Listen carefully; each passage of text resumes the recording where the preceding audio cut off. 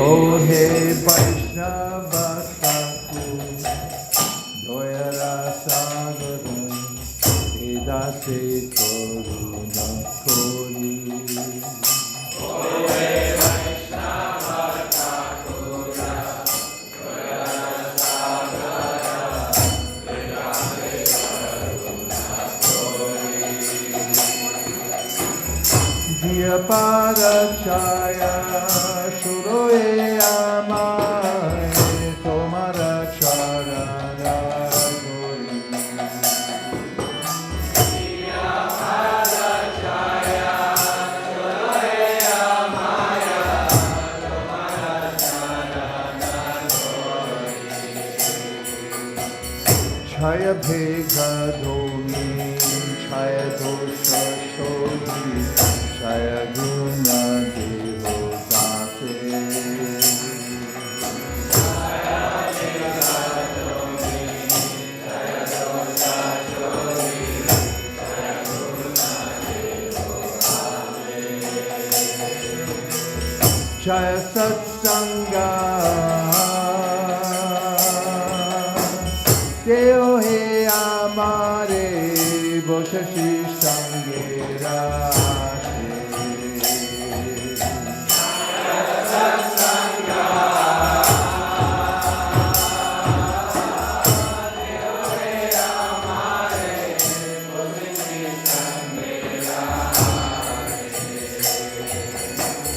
Ekaki Amar Nahi Bhai Balo Hare Nama Sankirtane.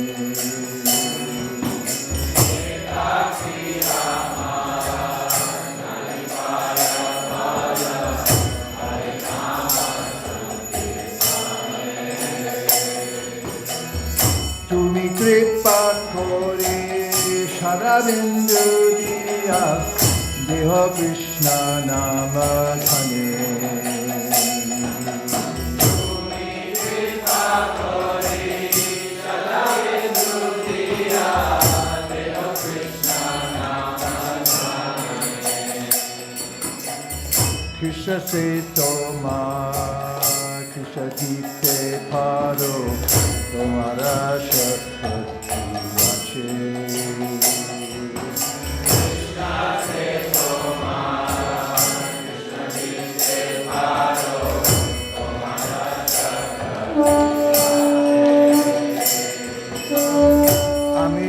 Ganga Krishna Krishna Boli Gayatava Pache Pache. Amito Ganga Krishna Krishna Boli Gayatava Pache Pache. Oh hey Vaishnava Thakur Doyara Sagara Edase Koruna Kori. O he Vaishnava Thakur Doyara Sagara Edase Koruna Kori. Jaya Vaishnava Thakur Vaishnava Thakur Vaishnava Thakur Jaya Vaishnava Thakur.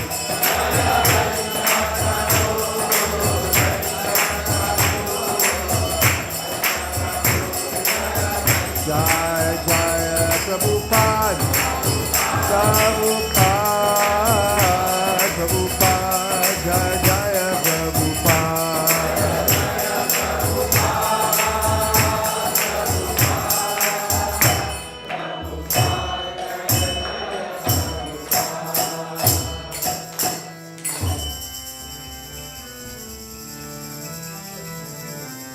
Ujjvala Vadana Gora Vadadeha Silasita Niravare Pavadikeha Vivavana Pavana Kipaya Vesham Santanamani Shashi Shashi. Go, go, go!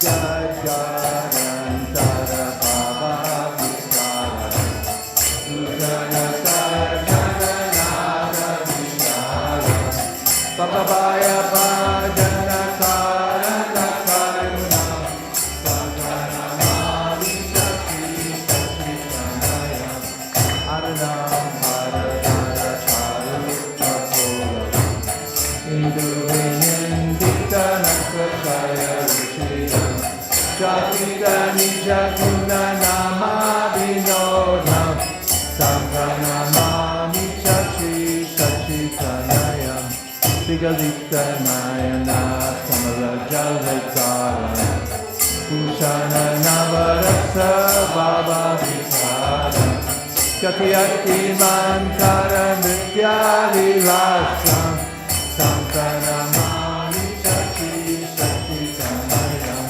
Chanchala Charu Chana Sakti Ruchira Manjira Ranjita Paramita Madhura Chandra Vinindita Shitala Varana Sampranamami Chachi Satchitanaya Vikati Dora Samandalu Gandam Vidyakale Varamundita Mundam Dujana Kalmasha Khandana Jandam Sampranamami Chachi Satchitanaya Kushana Vuraja Lakravalitam Gambita Vindara Vara Vishira Malyaja Virachita Ujala Tilakam Sampranamami Chachi Satchitanaya Nindika Aruna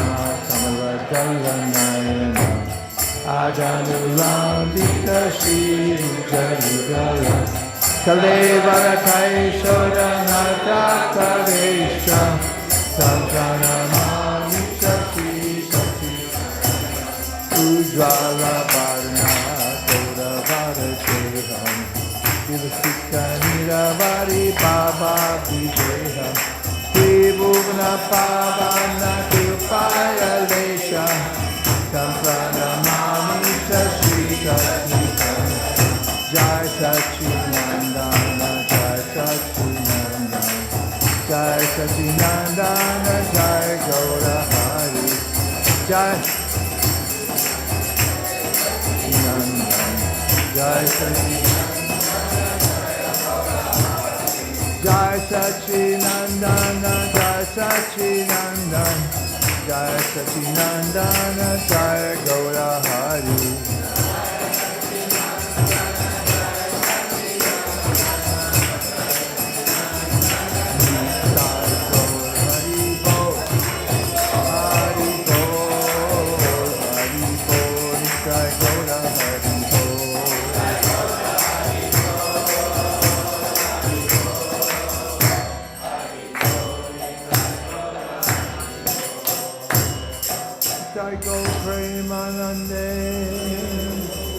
Hari Hari Bo.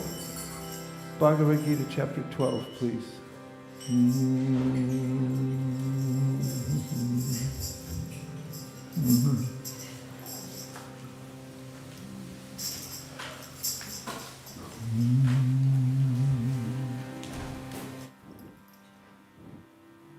Arjuna inquired, which are considered to be more perfect?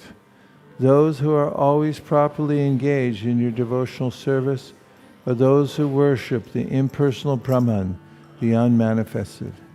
The Supreme Personality of Godhead said, those who fix their minds on my personal form and are always engaged in worshiping me with great and transcendental faith are considered by me to be most perfect.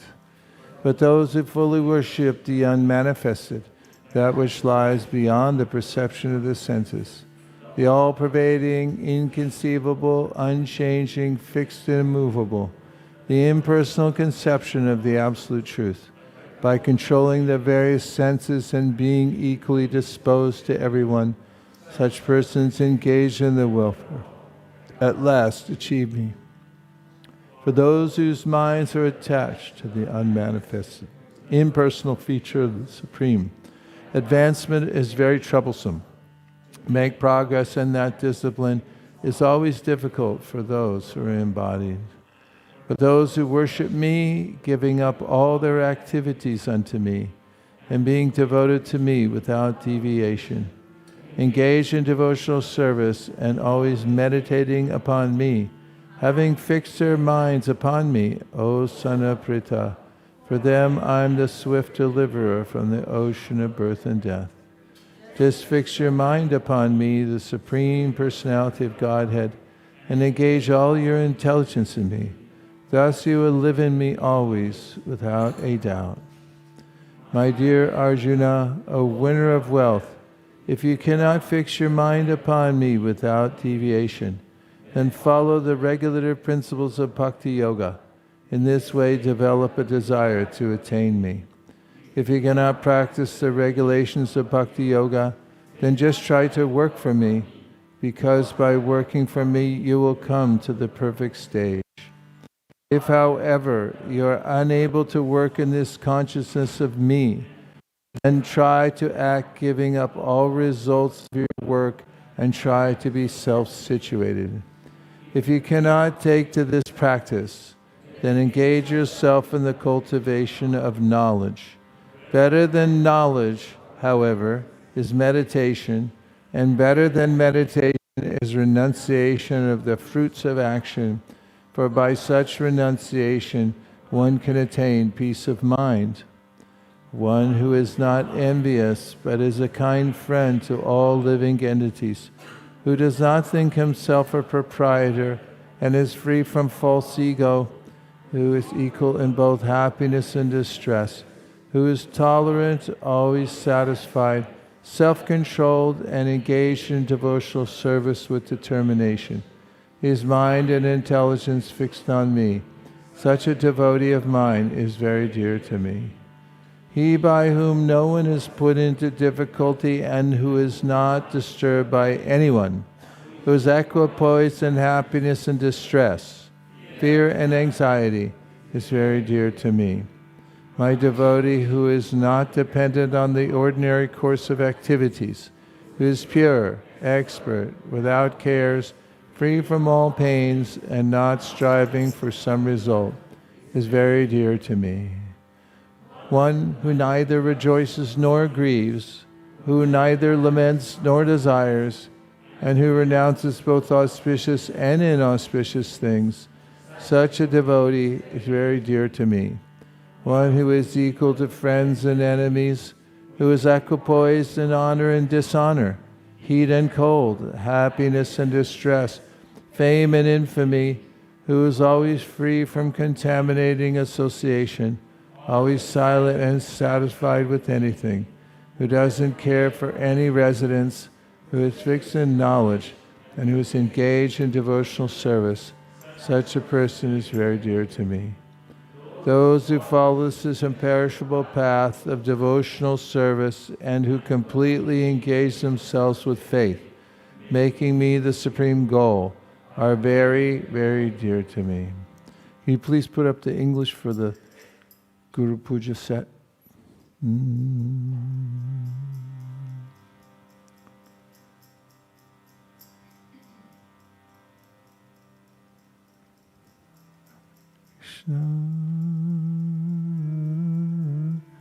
I bow down to the beautiful lotus feet of my spiritual master.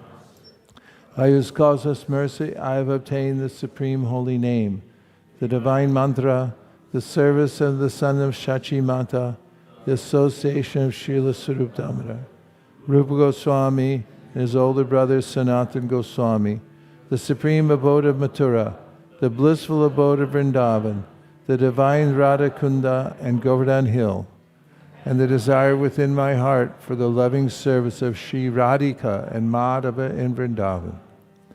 O spiritual master, O giver of divine wisdom, O friend of the fallen, you are the giver of your own bliss, and you are the only ocean of mercy. Although dwelling in Vrindavan, you have descended for the welfare of fallen souls like myself, and you are preaching the divine love of Radha for Krishna. Please be kind upon me. O friend of the lowly, O Guru Dev, you are the only ocean of mercy. I am a dull fool and have committed hundreds of thousands of offenses. I have fallen into a dense myriad of sins.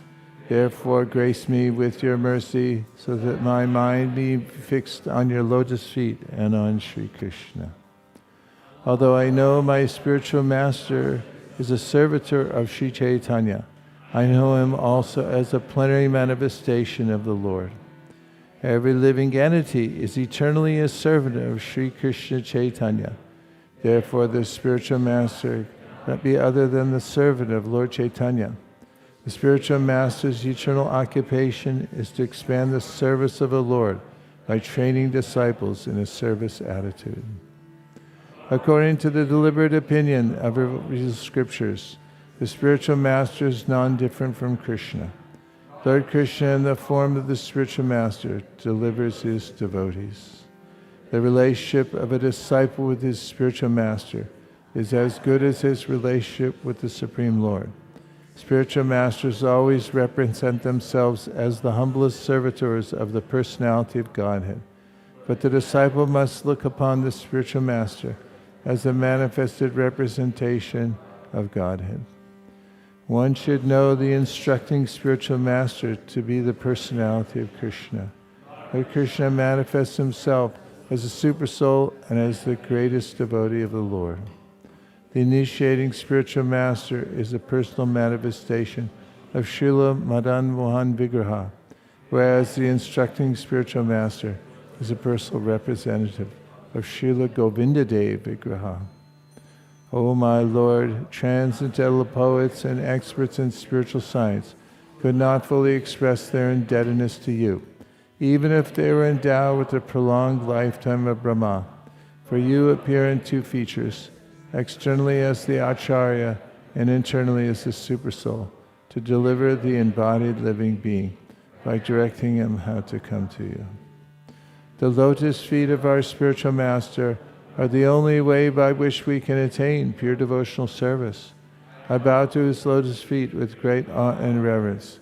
By his grace one can cross the ocean of material suffering and obtain the mercy of Krishna. Our only wish is to have our consciousness purified by the words emanating from his lotus mouth. Attachment to his lotus feet is the perfection that fulfills all desires. He opens our darkened eyes and fills our hearts with transcendental knowledge. He is our Lord, birth after birth. From him ecstatic prema emanates. By him ignorance is destroyed. The Vedic scriptures sing of his character. Our spiritual master is the ocean of mercy, the friend of the poor, and the Lord and master of the devotees. O Master, be merciful unto us. Give us the shade of your lotus feet. Your fame is spread all over the three worlds. We take shelter of your lotus feet. Shri Guru Cha Rana Padma Kevala Bhagati Sadma.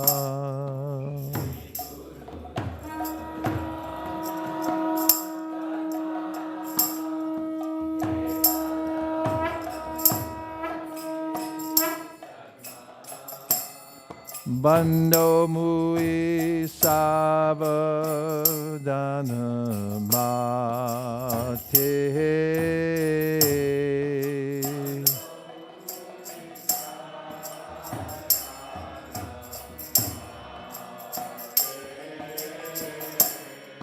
Jahara prasare bai bhavato Riyajai.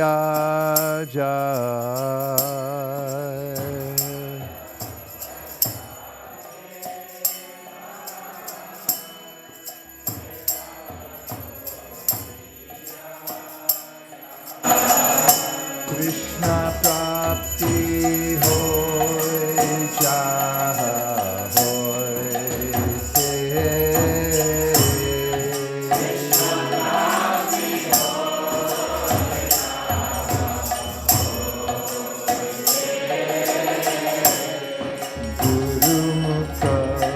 Padma Vakya Chukete Ko Diya Aikya.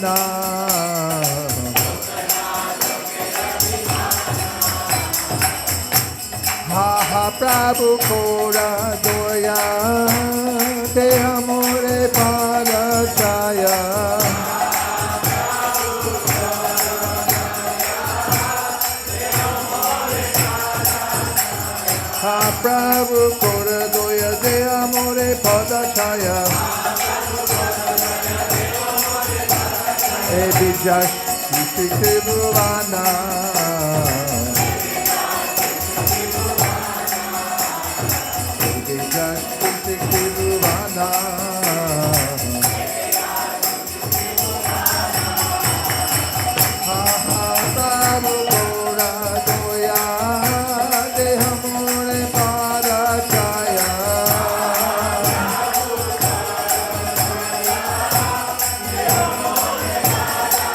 Jaya Prabhupada, Prabhupada, Prabhupada, Jaya Prabhupada.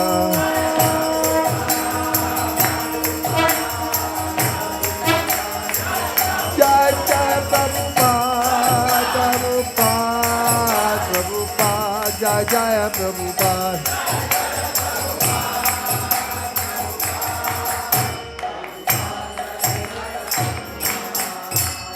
Namah Om Vishnu Padaya Krishna Prestaya Bhutale Srimate Bhakti Vedanta Swami Nityanamine Namah Om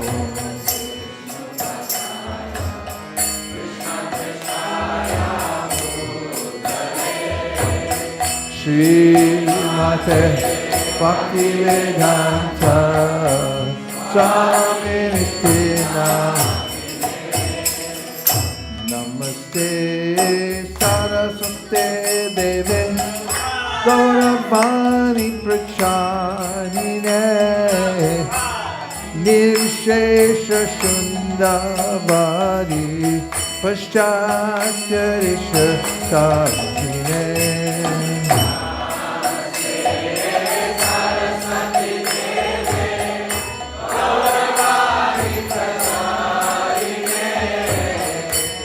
Nirvishesha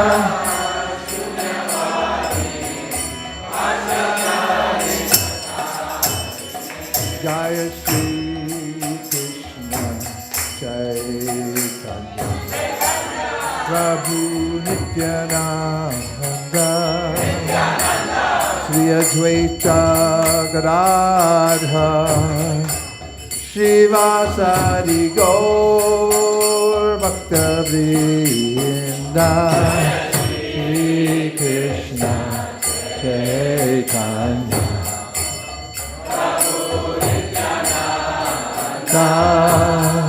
Shri Advaita Gadadhar Shrivasadi Gaur Bhakta Jaya Shri Krishna Chaitanya Prabhu Nityananda Shri Advaita Gadadhar Shivasari Gaur Bhakta Vrinda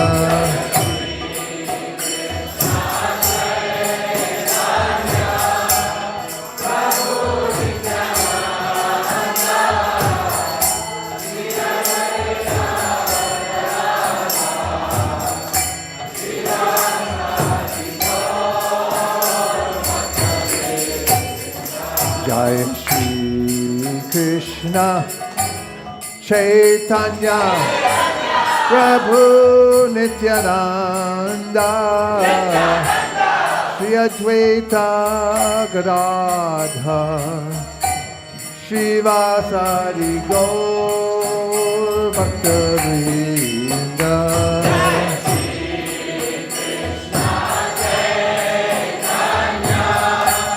Prabhu Nityananda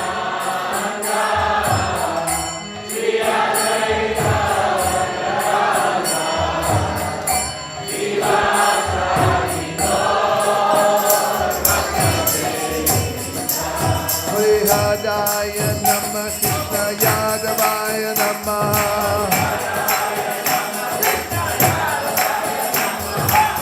Yadavaya Madhavaya Keshavaya Namaha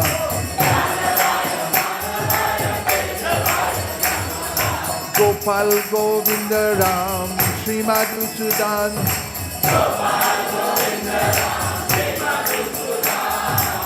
Giridhari Gopinath Madan Mohan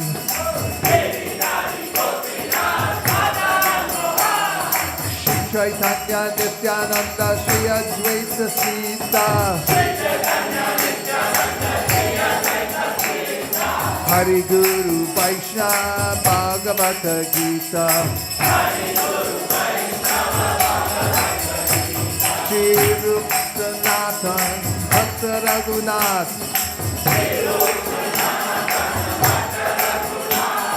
Shri Jiva Gopal Bhakta Das Raghunath, Ekshai Gosai Kori Charanam Vandan, Jaha Hote Vignanash Abhishra Puran,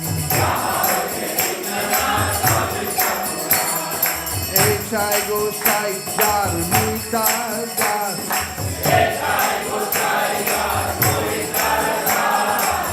Samara Pararina Mora Panchadras,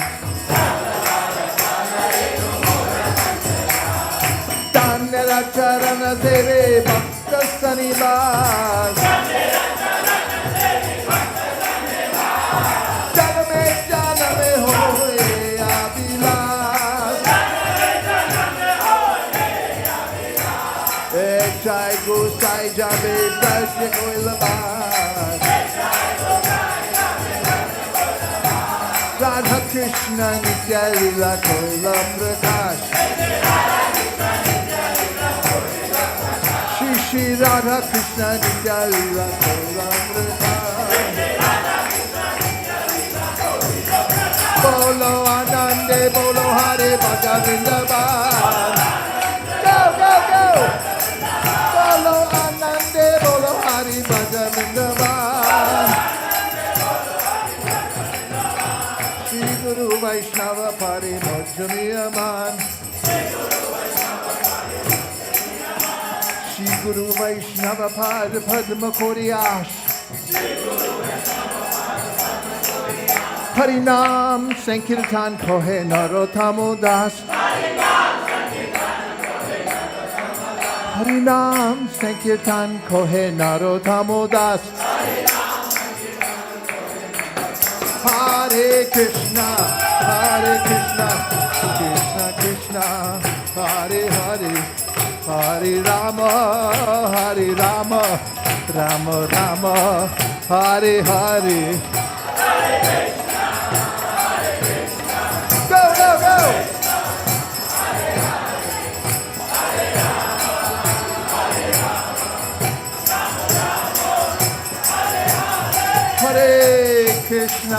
Hare Krishna, Krishna Krishna, Hare Hare, Hare Rama, Rama Rama, Hare Hare.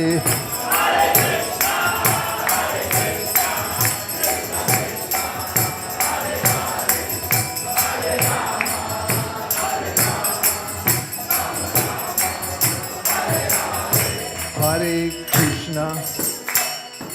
Krishna, Krishna Krishna, Hare Hare, Hare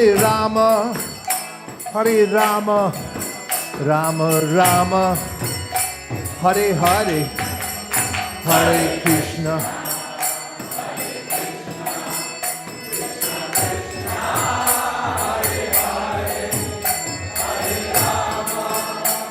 Go to Premanande, Haribol, Haribol!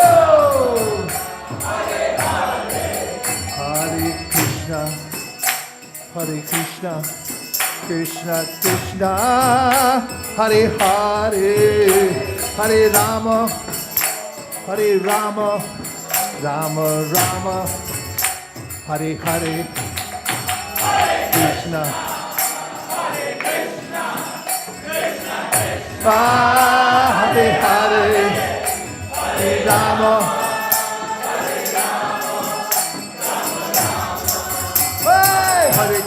Hare Krishna, Krishna Krishna, Hare Hare, Hare Rama, Rama Rama, Hare Hare.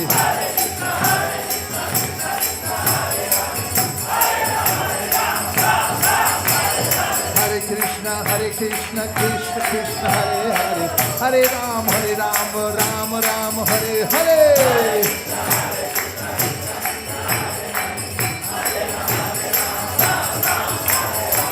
Hare Krishna,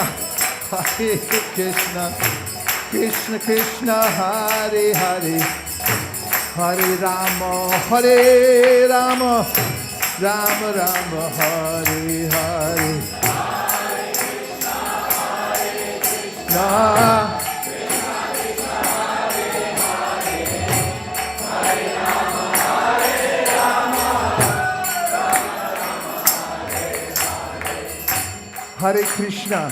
Hare Krishna, Krishna Krishna, Hare Hare, Hare Rama, Hare Rama, Rama Rama, Hare Hare. Hare Krishna,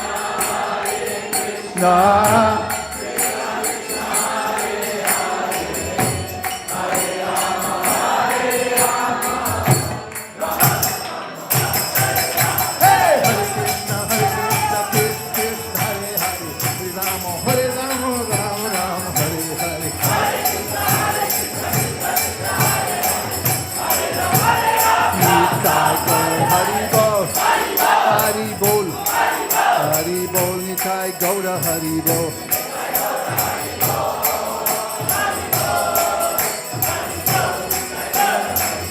Nitai Gaura Hari Bol.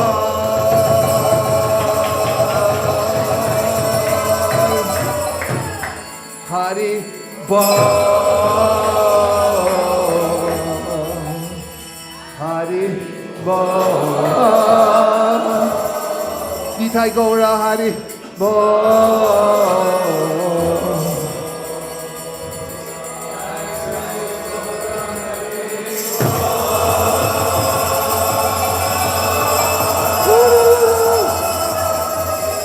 Hari Bol. Hari Bol. Nitai Gaura Hari Bol. Nitai Gaur Hari Bol. Hari Bol. Hari Bol. Nitai Gaur Hari Bol.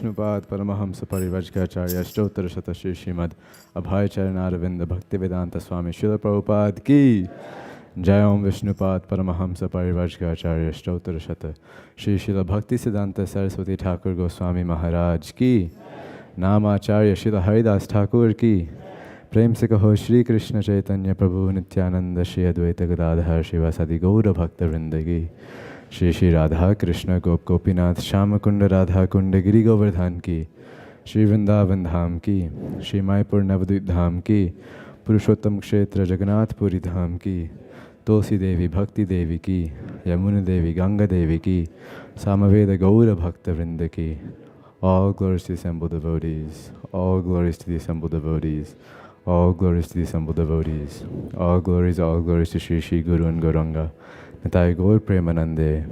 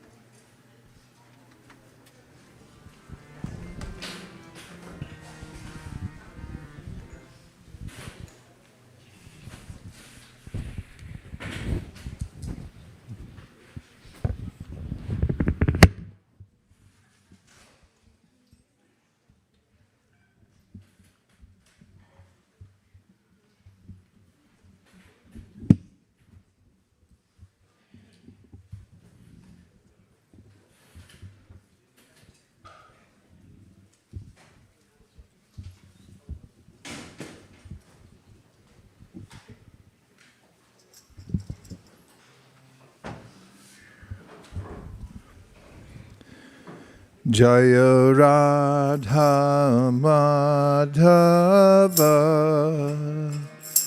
Kunja Bihari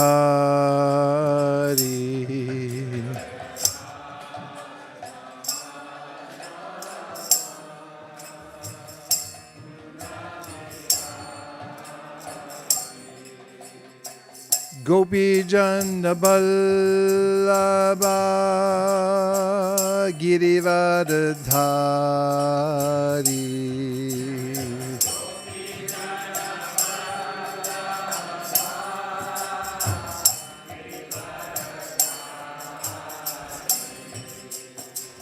Gopi Jana Vallabha Girivardhari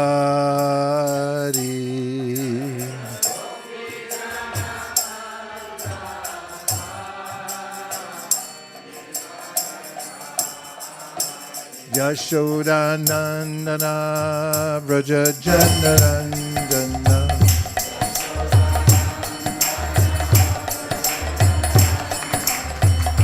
Yashoda Nandana Vraja Janarandana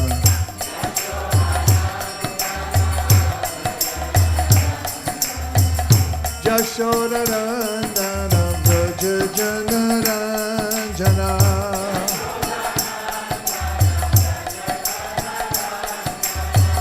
Yashoda Nandana Vraja Janarandana Jamuna Tira Vanachari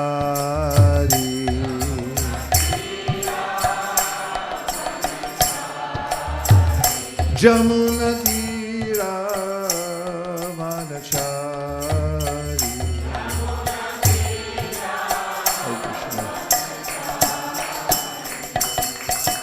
Hare Krishna,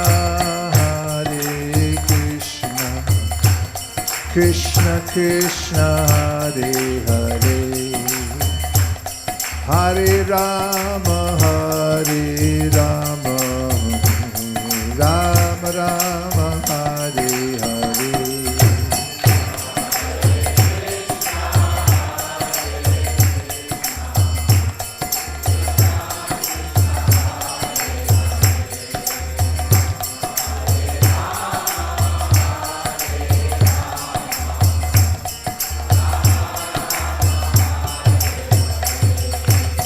Hare Krishna,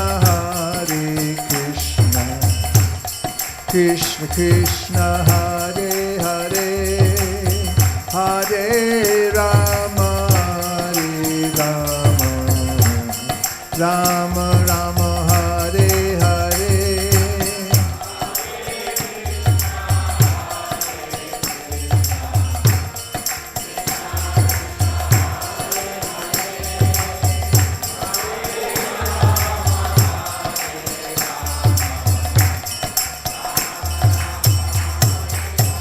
Hare Krishna,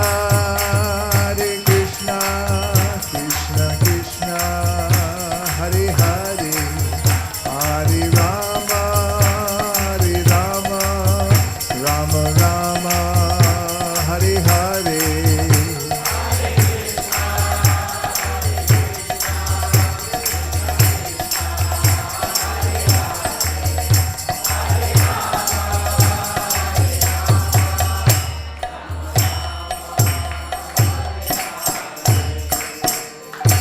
Om Namo Bhagavate Vasudevaya. Om Namo Bhagavate Vasudevaya. Om Namo Bhagavate Vasudevaya. Narayanam Namaskritya Naram Chaiva Narottamam Devim Saraswatim Vyasam Tato Jayam Udiraye. Today we're continuing our perpetual reading of the Srimad Bhagavatam. And today's verse will be in the 11th canto.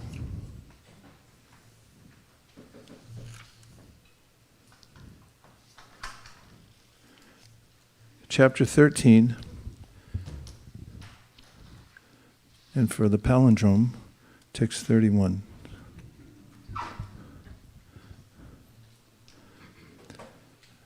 And this verse says, those states of existence that are conceived as separate from the Supreme Personality of Godhead have no actual existence, although they create a sense of separation from the absolute truth.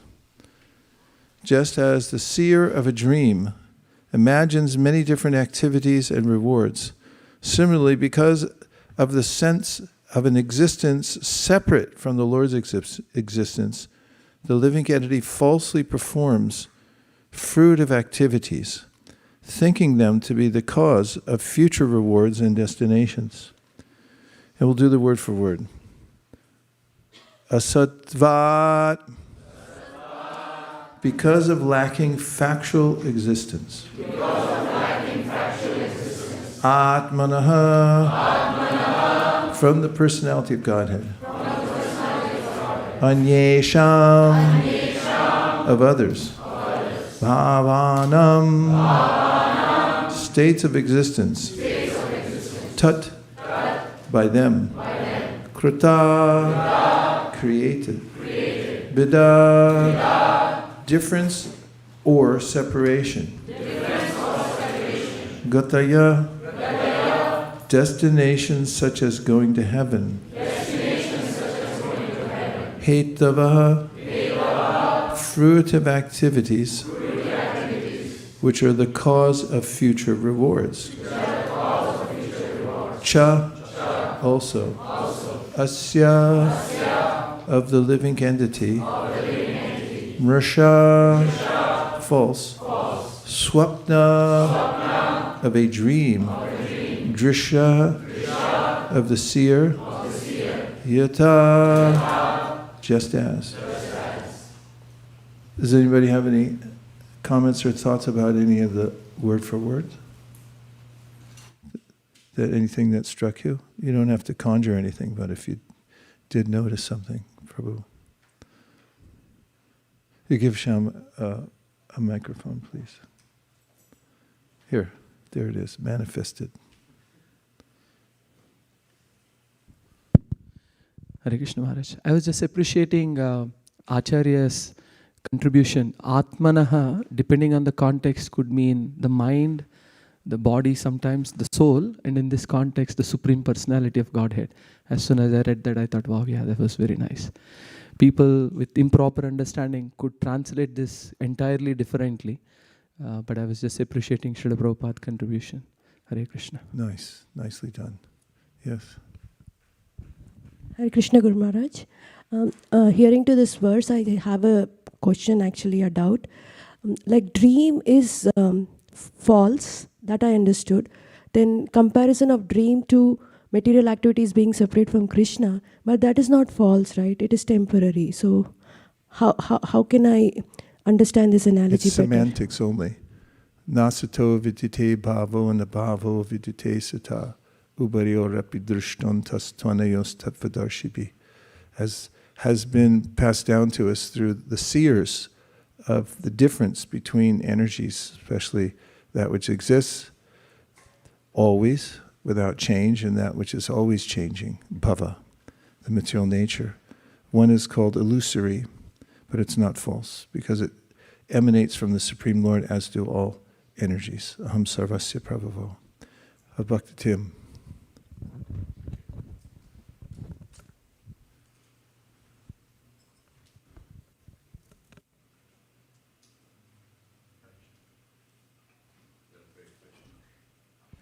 Hare Krishna.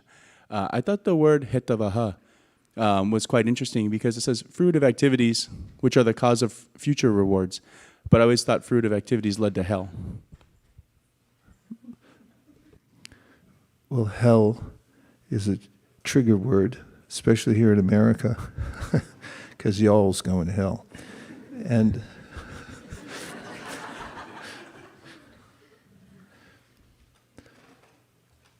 future fruitive activities is a hellish condition.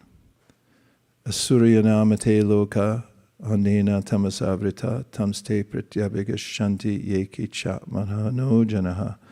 Those who are asuras, they're beings without any light of Krishna consciousness, are entangled in the material world. It's just different levels of hellishness here in the material world, because Krishna already categorizes it as being hellish from top to bottom. Brahma bhuvana loka puna avartuno Arjuna. That from the highest planet down to the lowest planet, all are places of misery, wherein repeated birth and death take place. But the religion of the mind, called manodharma, said some things are auspicious, some things are inauspicious. But as far as the perspective of the Bhagavad goes, it's all hell, all inauspicious, because it's separated from Krishna.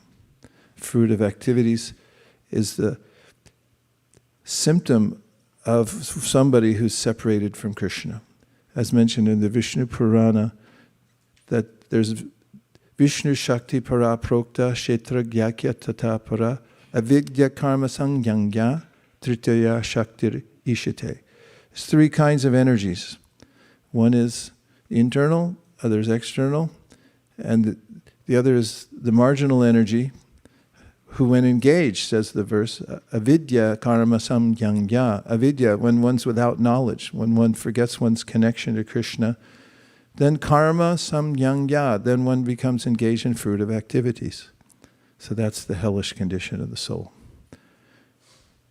Suryanamate loka andena tamasavrita. We have Krishna Saka.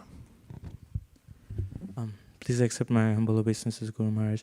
Why would Krishna sometimes call himself, sometimes he says may, denotes himself, and even in Bhagavad Gita we see sometimes he says Ishvara or Paramatma, or here it says ātmana. But when he's talking about Ishvara and Paramatma in the Bhagavad Gita, which he does frequently, he's referring to his expansion as the Paramatma within the heart. He's the source of Paramatma, but he talks about him. And you find this interplay between Krishna and his different expansions. For instance, when Krishna and Arjuna are tricked by Mahavishnu to go to the causal ocean and meet Mahavishnu, Mahavishnu is very much appreciative of Krishna and worships him there. In fact, he created that ruse by stealing away the sons of the Brahmanas, just so that Krishna would have to protect Arjuna and they'd have to go there. And you find also that Chaitanya and Nityananda, they're one and the same, but they gaze into each other's eyes. This is the way Krishna interacts with all of his various expansions. One more? Mukharavind. Hare Krishna Maharaj, I was just intrigued by the word mṛṣā, because even in the first chapter, first canto, first verse, there is a similar word used as mṛṣā. Dhamnas tejo vari mridam yathā vinimayo yatra trisargo mṛṣā. This material word is made of three modes, and it looks factually true. And here also is the mṛṣā word is used in this verse. Very good. It's an important exercise to interconnect with various words and how they cross between one verse and another, one section and another. Very helpful. You see the interconnection. Shastra Sunipana. So we're having an abhishek over here. So we'll do the word for word again. Asattvād. Because of lacking factual existence. So sat refers to those things that exist, they always exist. And asat means that they're changing, they're constantly turning into something else. That's the nature of the material world called bhava. Bhava means something that's not stable, changing constantly. And then ātmanaḥ. from the Supreme Personality of Godhead. Anyeṣāṁ. Anyeṣāṁ. Of others. So this is like anya, means some another thing, like bhumirapod anulvayu kammano buddhir eva chahankara ityame bina prakritir ashada apareyamitas twanyam anyam, means besides these other things. Anyam, anyeṣāṁ, but it's in the genitive form. Bhāvānāṁ, states of existence. Comes from the word bhu, to exist. Tat, by them. Demonstrative pronoun, it means you're pointing to something. Tat, you're saying that. It's the same in English as that, T-H-A-T, that, and tat, same word. Om tat sat, thanks a lot. Om tat sat, thanks for that. Okay. tat-kṛtā, created. Bhidā, difference or separation. Gatayaḥ, destinations such as going to heaven. Hetavaḥ, fruitive activities, which are the cause of fruitive rewards. And for the sake of Bhakti Tim, which are the cause of future so-called rewards. Cha, also. Asya, of the living entity.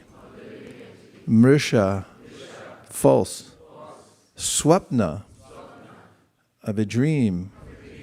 Sleeping, wherever you find it, is in Bengali, also in English, that svapna means dreaming, but that's sleeping, because sleeping has sleep with dreams and sleep with no dreams. But it's all called svapna, sleeping. Susupti. Let's see. Cha, also. Asya, of the living entity. mṛṣā, which Mukaravinda pointed out is in the very beginning of the Bhagavatam.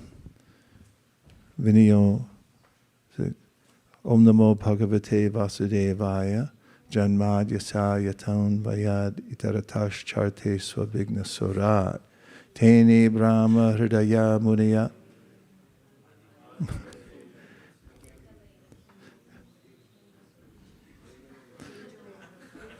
Tejovari mṛṣā. Tejovari mṛṣā. The material nature is, in the very first verse of the Bhagavatam, described mṛṣā, that sometimes the land looks like water, sometimes the water looks like land. You can't tell what's what here in the material world because it's always changing. Everything, it's always in flux. So it's mṛṣā, false. Svapna, of a dream. dṛśaḥ, the seer. So interestingly, we're talking about you can see a dream. As you're dreaming, you watch it and you participate to some degree. Somebody's talking to you, somebody's counseling you, somebody's walking away from you, all these types of things. They're activities that you're seeing in a dream, yathā, just as. So, the yathā verses, yathā tata, means analogies. And let's do a few repetitions of the verse. Asattvād ātmano nyeṣāṁ bhāvānāṁ tat-kṛtā bhidā gatayo hetavaś cāsya mṛṣā svapna-dṛśo yathā. Chanters? Asattvād ātmano nyeṣāṁ bhāvānāṁ tat-kṛtā bhidā gatayo hetavaś cāsya gatayo hetavaś cāsya mṛṣā svapna-dṛśo yathā mṛṣā svapna-dṛśo yathā asattvād ātmano nyeṣāṁ bhāvānāṁ tat-kṛtā bhidā gatayo hetavaś gatayo hetavaś mṛṣā svapna-dṛśo yathā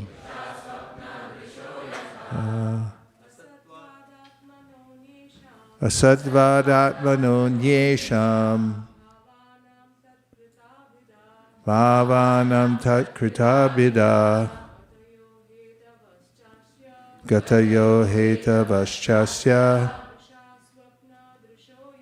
mṛṣā svapna-dṛśo yathā asattvād ātmano nyeṣāṁ bhāvānāṁ tat-kṛtā bhidā cāsya.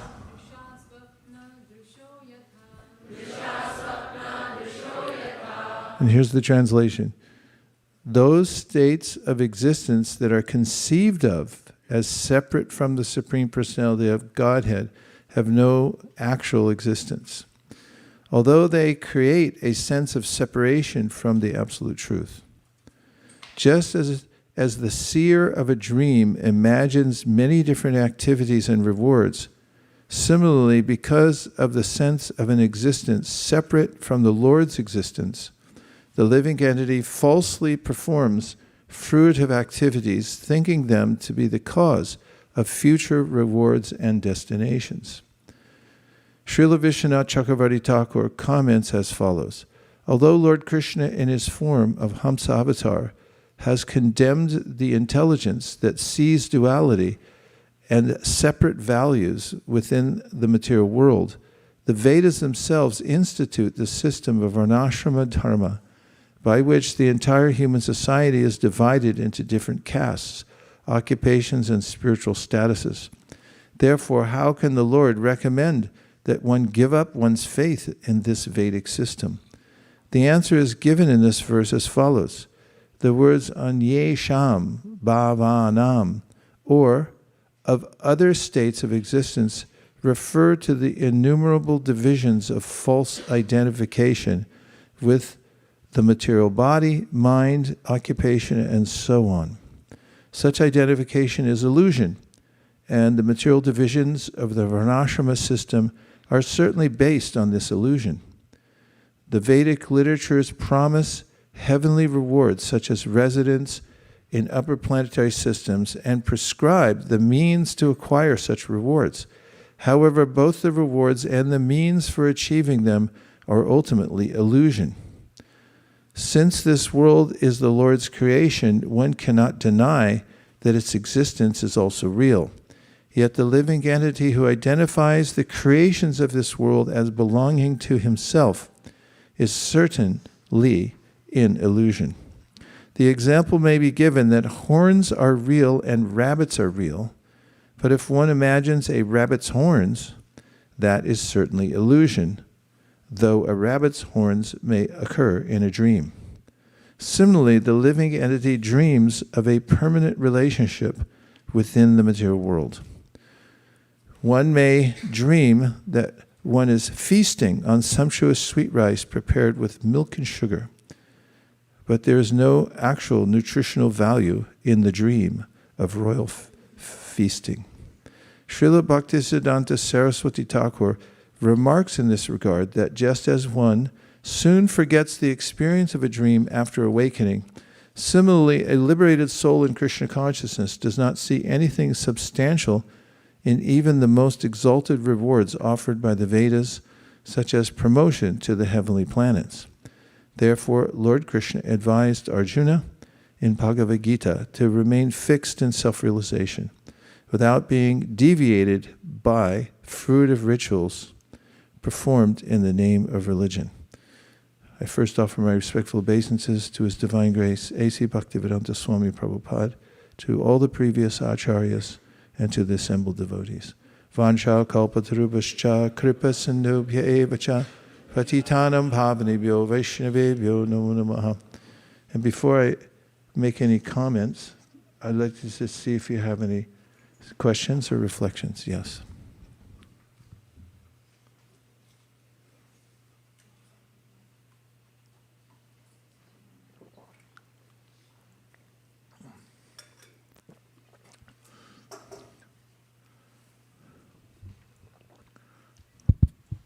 Hare Krishna Guru Maharaj. So Srila Prabhupada mentions Bhaktisiddhanta Saraswati Thakur in the purport. And so we also hear about that Bhaktisiddhanta Saraswati Thakur came in Srila Prabhupada's dreams. So should we interpret that as something different from a dream or like a transcendental communication? Those dreams, you'll hear of them frequently, especially in Chaitanya Bhagavat, Chaitanya Charitamrita. One of the ways in which Krishna will inform a living entity. Let's welcome Damodar Vamsidhari Prabhu. Haribol.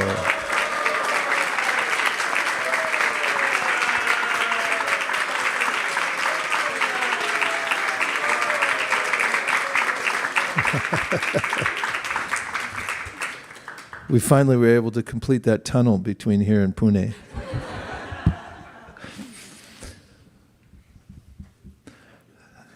Thank you.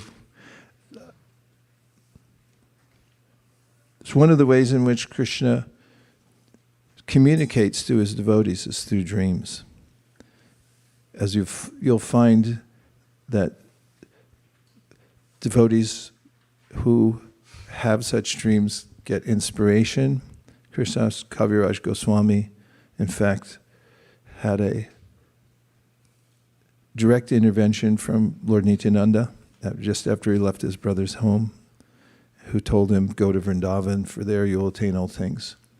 Happens frequently. So those are verifiable ways in which the Lord communicates to the devotee. Prabhupada also mentions that sometimes somebody who's doing a spiritual duty may take on the responsibility for others. And he says a spiritual master sometimes will take, if the disciple misbehaves, then spiritual master may have to see a bad dream to absorb that karma. So it is a state of existence.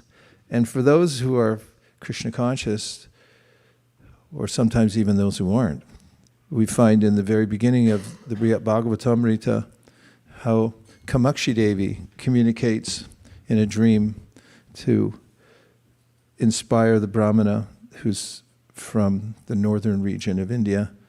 Their family deity was Durga, but she gave him a Gopal mantra and said, here, chant this. And he took that very seriously. So there is direct communication by the Lord to his devotees. It doesn't mean necessarily that we should get into dream interpretation too heavily, but we can, and devotees I know who are God brothers, God sisters, and others who have had dreams that were very meaningful to them because it inspired them greatly. Dreams have been studied psychologically as ways in which we're processing things. And in fact, when we study something deeply, oftentimes we're working it out in our dreams. That's why you should get enough rest before you take final exams. For those of you still doing it. Bali? Hare Krishna.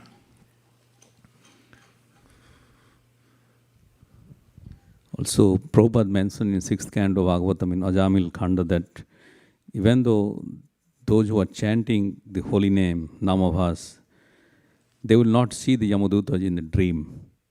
And in some purport in also 8th canto, Prabhupada mentions that sometimes Krishna punishes the devotees in dream. Means actually there are things there. So there are, little bit contrast.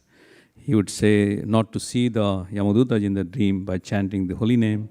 On the other hand, sometimes he mentioned that, okay, you do not need to go to hell, but Krishna actually gives you this punishment in your dreams so that you see such kind of terrible dreams? Can you give some insight? Well, seeing the Yamadutas and having a bad dream is a little different. Is that Yamadutas are there on a duty to pick you up, and after reading the 6th canto, we know that they're afraid of devotees.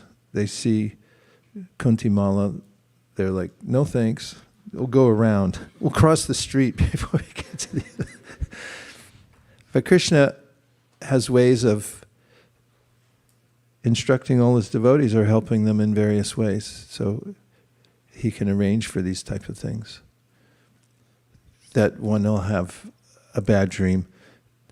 Then Prabhupada, after he took sannyas, he was hit by a cow with horns and he fell on the footpath, and Prabhupada recounts, he said, I was thinking, Krishna, what is this? I'm doing everything, and boom, this.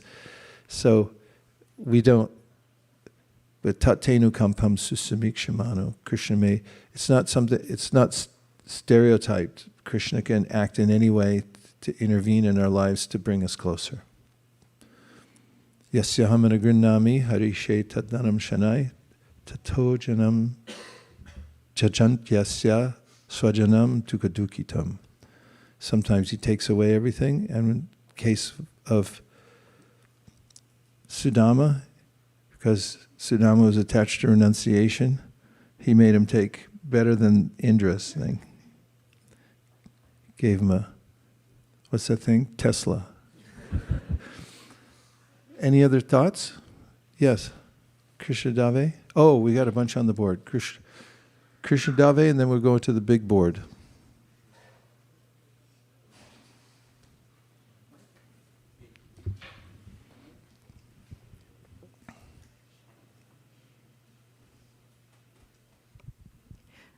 Well, I wanted to get more clarity on what actually consists of fruitive activities and karma kanda, and it is also one of the offenses to the holy name. So how can we avoid them? Means there's ways in the Vedas that one can elevate oneself in the material world. They're provided so that one can at least follow the Vedic system and try to enjoy the material world. As we hear from the Upadeshamrita, karme pya parito hare priyatiya vyaktim yayur jnaninas. He says that, Rupa Goswami says, karme pya parito, that there's the karmi, and in this context, the karmi is one who's following karma kanda. So from the perspective of Krishna in the Bhagavad Gita, who says, don't get involved in this, Arjuna. These are just flowery words of the Vedas, and you should rise above all of these fruitive rituals. But from the position of somebody who's inextricably connected to the material world and can't give it up, the Vedas offer a little more of a distant path so that they can follow the regulation of the Shastra, and by doing that, they start to gain faith in the Shastra itself. But bhāvānāṁ jamanamante, after many, many lives, they can come to knowledge, especially if they get association with devotees. One of the ways that our acharyas have mentioned that karmakandis get benefited is by performing karmakanda. Then sometimes they come in contact with devotees during their yagyas. We have the circumstance of Maharaj Nimi, who is performing sacrifices according to the Vedic process. But then the Navayogendras came and attended the sacrifice, and then he got liberation. He got pure devotional service from them. So it's a big project. The Vedas try to encompass everyone and whatever proclivities they have to bring them in so that they can start a path that will accommodate them, so that gradually bring them towards the center, which is to worship Krishna. So if you follow it from that perspective, you'll see that it makes sense. Does that help? Okay. And now the big board. Who do we have up there? Mahima, okay? Hare Krishna. Guru Maharaj. The reflection that I have is basically in the purport. Srila Prabhupada, he talks about how divisions based on occupation and the false ego in general are like an illusion. We'll find that this is like a beautiful point in the Srimad Bhagavatam, which is kind of like, I remember it being mentioned elsewhere that it is the postgraduate study of Bhagavad Gita. And in Bhagavad Gita, there is this part where Krishna talks about guna karma vibhagashaha, right? So guna karma vibhagashaha, in that it's like divisions based on varnashrama dharma. But right now, when we go a step further and read the Srimad Bhagavatam, we know even that is dreamlike. So that kind of answers questions like the caste issues and things like that. That's my reflection. Yes, and Bhagavatam also points out that if you're performing varnashrama dharma separately from Krishna, as did Jarasandha, he was good at varnashrama. But ya'esham purusam sakshat, there's a way in which this is a degraded activity. Any activity, that's one of the points we're getting here. Anyeṣāṁ, anyeṣām bhāvānāṁ. There's a key phrase here, anyeṣām bhāvānāṁ. So anyeṣām, it's a cognate in several languages, like anya, other, or alias. If you have an alias, you're doing business as. Anybody here ever make a DBA? 1, 2, 3, 4. You know what it is, doing business as? You have your own business, but you're going to start another business that goes with it, but it's a different one. It's a different name, brand, everything like that. So you have to file for that. It's called doing business as. In the old days, I don't know if it's still the same, the laws, but you used to have to put it in the paper and advertise that you're starting this, and then, yeah, same. And then you're the one doing the business, but as another, as they say nowadays, avatar. You have a different identity. So anyeṣāṁ means bhāvānām, means there are many, many states of existence created by us through separation from Krishna. We take on various identities and we worry about many different things because of forgetting our real identity. So even in the varnashrama,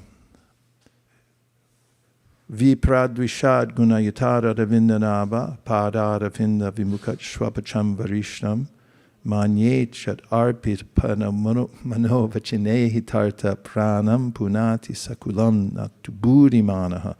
Prahlad Maharaj says that if somebody may be in the varnashrama system, but if they're not a devotee of you, my Lord, then they can't even purify themselves, just following the rules of varnashram, pretending to be a brahmana. Such a brahmin can't purify even himself. Whereas somebody else who's your devotee, he says, they can purify not only themselves, but their whole dynasty, their whole family, from that engagement in devotional service. So it's the separation that renders it ineffectual. What is the verse I was quoting? Ya'esham purusham sakshat. Can you look it up? There's 2 verses from the Bhagavatam that are worth noting. They're from the 11th canto. Ya'esham purusham sakshat. Atma prabhavam ishvara. Ye bhajanti tamam. Ye bhajant. No. Stanad prashta padantyada. Stanam prashta.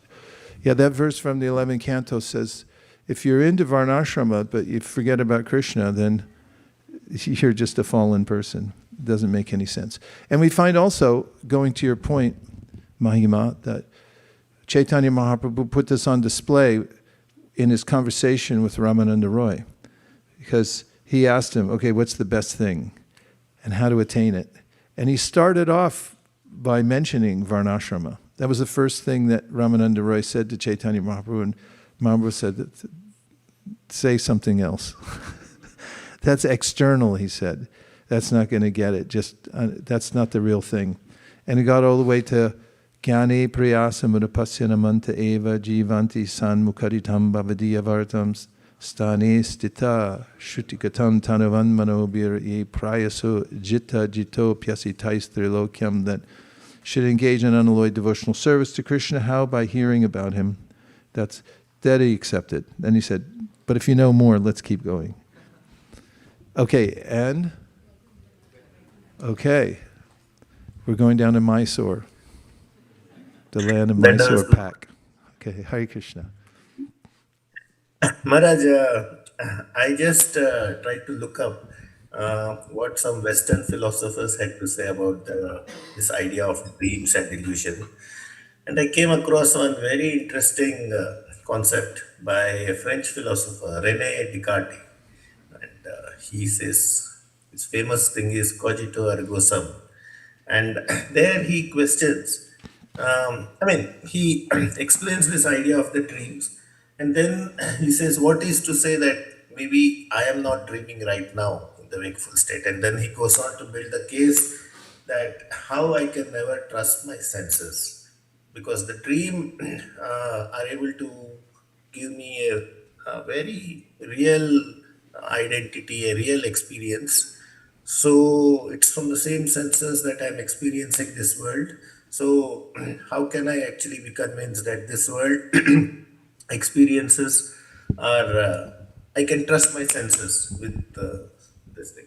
And then he also cautions us to say that, okay, not conclude that this entire world is an illusion, like how the Advaitins or the Mayavadis say. He says that even if the very fact that I'm experiencing this means that I am real. So there has to be a reality. I can't just say that everything is illusion or everything is Maya. So I thought it was very closely aligned to this concept of dreams and illusion, what we discuss. So, yes, Maharaj. Thank you. This is the realm of epistemology. How do we know what we know? How do we know what we know is valid? How do we know that we know anything? And that consideration has been going on since the time immemorial. Throughout history, there have been various philosophers who come up with speculations about how to know that you exist, or who speculate that we don't really exist. Some have put forward the theory that, as we find in some religious, so-called religious processes, that consciousness is a process. It has nothing to do with an individual or a fully conscious and independent personal source. And some have put forward the challenge that how do you know, Advait, that you're not just a brain in a petri dish, being manipulated by some diabolical scientist and prodding your brain with some electricity, and therefore you're seeing, hey, I live at ISV. Of course, Descartes said, I think, therefore I am. And Chaitanya Mahaprabhu mentions that we have to come to self-luminous or self-revealing knowledge.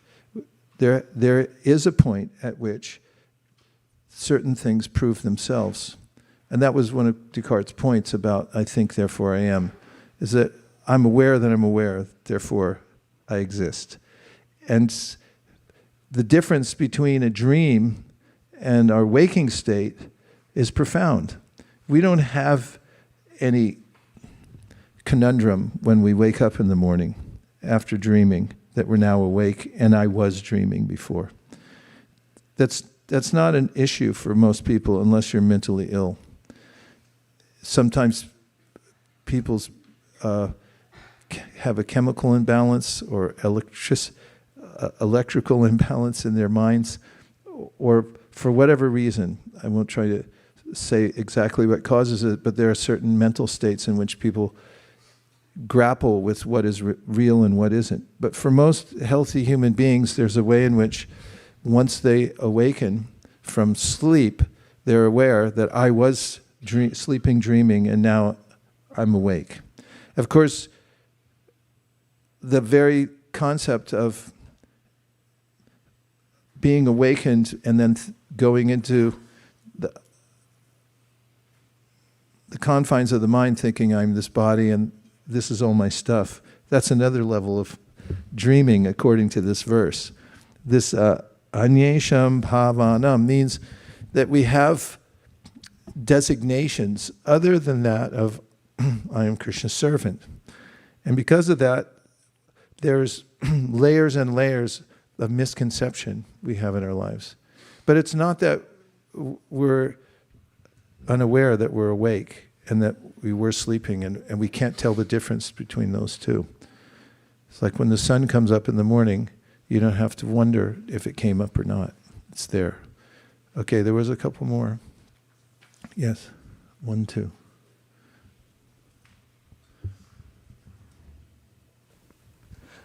Hare Krishna Maharaj, I have a question, like at what state of devotional life or material life we should reciprocate with this verse?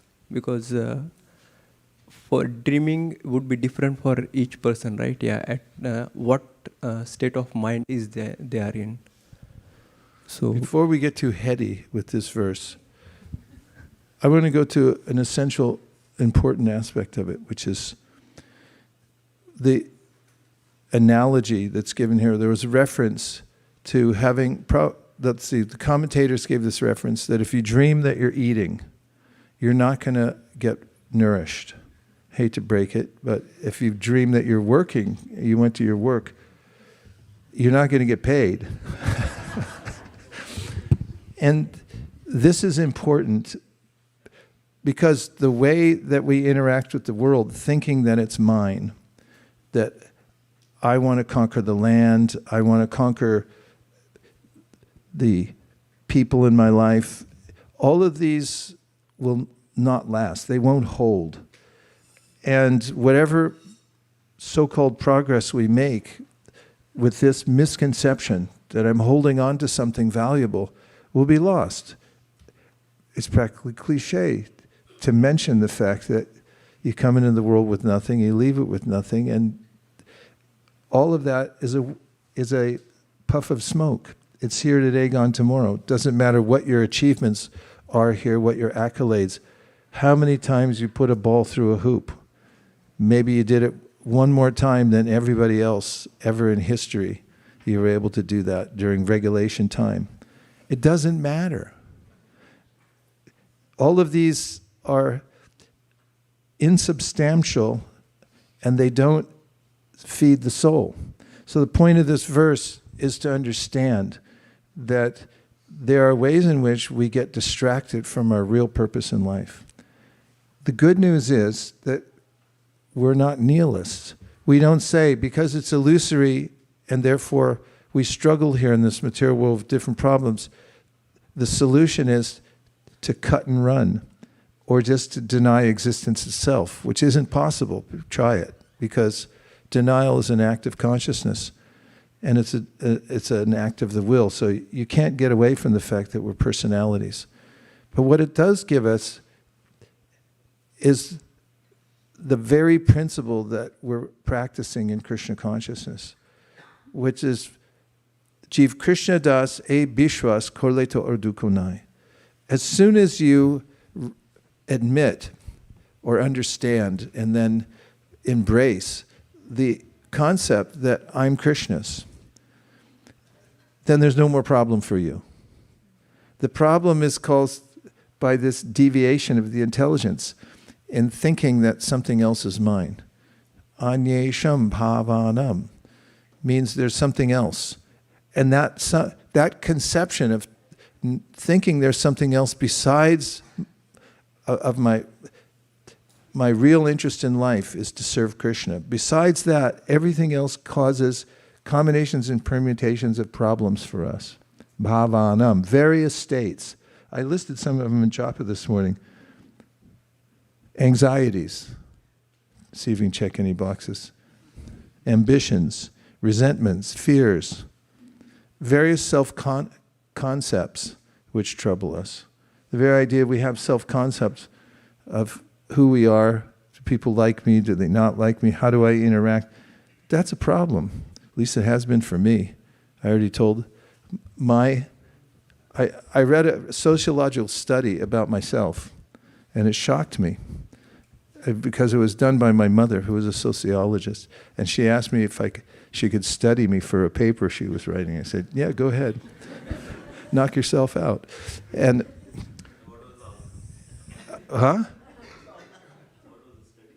yeah, I was in junior high school, and she studied my nature and made all these observations. My sister gave me the paper, or I inherited it from my sister who passed away, and I got these box of papers, and I said, oh, I remember that. And I read it, and I was shocked. I mean, apparently I spent a lot of time in front of the mirror trying to make sure everything was right. And then I had an obsession with wearing track shoes because I saw, they were kind of new then, and I wanted to distinguish myself as being into track. I mean, it's unlimited. I want to go into the details because they embarrass even me reading it alone. It's like, who is this silly person? But that's, if you look into your life and observe, what do I do? What am I attached to? What's causing my anxieties, my resentments, envy itself of other living beings by comparison? These are all caused by anyeṣāṁ bhāvānāṁ. It means there's myriad states that expand when I forget that I'm a servant of Krishna. And it's such a simple, straightforward thing that when you love Krishna, it's relational. He immediately reciprocates on that level, and the illusion goes away. In that state, there's no illusion, because jivera surapahoy krishnera nityadas, we're eternally servants of Krishna. So that's what we're practicing for. In the practice of devotional service, we sublimate that sense of separateness from Krishna in all that we do. That's why it's called yoga, bhakti yoga. Everything we do is a devotion to Krishna. When we wake up, from the time we wake up in the morning till the time we go to sleep, or even when we're dreaming, we dream of Krishna, right? So that's the solution to all the problems. And I was contrasting with the non-nourishing life of entertaining these various false identities with what's actually nourishing. That's why it feels so good to chant Hare Krishna, because you just say, Krishna, I'm your servant. Please engage me in your service. Then there's no more problems. And need I quote the verse, Vayam dvitiya binibesha tasya. I feel like I've used up my quota in quoting from early on this year, so I'll leave it at that. Go ahead. Hi, Krishna Maharaj. So a friend once asked me about how to know that the deity that we have at our home is actually having life and prana. So, say coming from India, you see deities everywhere, right from the car's front seat to in the temple to, as a showpiece in our house. So then how do you have a differentiation? At the temple, I understand there is pran pratishtha, but at home versus a showpiece, what's the difference? Ye yathā mam prapadyante tamstataiva bhajamyaham mama ātmano manusya partha sarvasya. Krishna reciprocates with us. It's a very individual process. So you may come to the temple. Some people may come to the temple and not recognize Krishna because they don't have the wherewithal to do that. And somebody may have a simple deity in their home and have such great devotion for that deity, and Krishna will reciprocate through that deity. So it comes from us. And the ways of worshiping Krishna are carefully described in the Shastra, especially you find, if you read in the 11th canto, Krishna himself tells how to worship the deity. Now, why are there so many rules and regulations? To protect us from ourselves. Because it's so easy, being accustomed to seeing everything separate from Krishna, to not see him in the deity.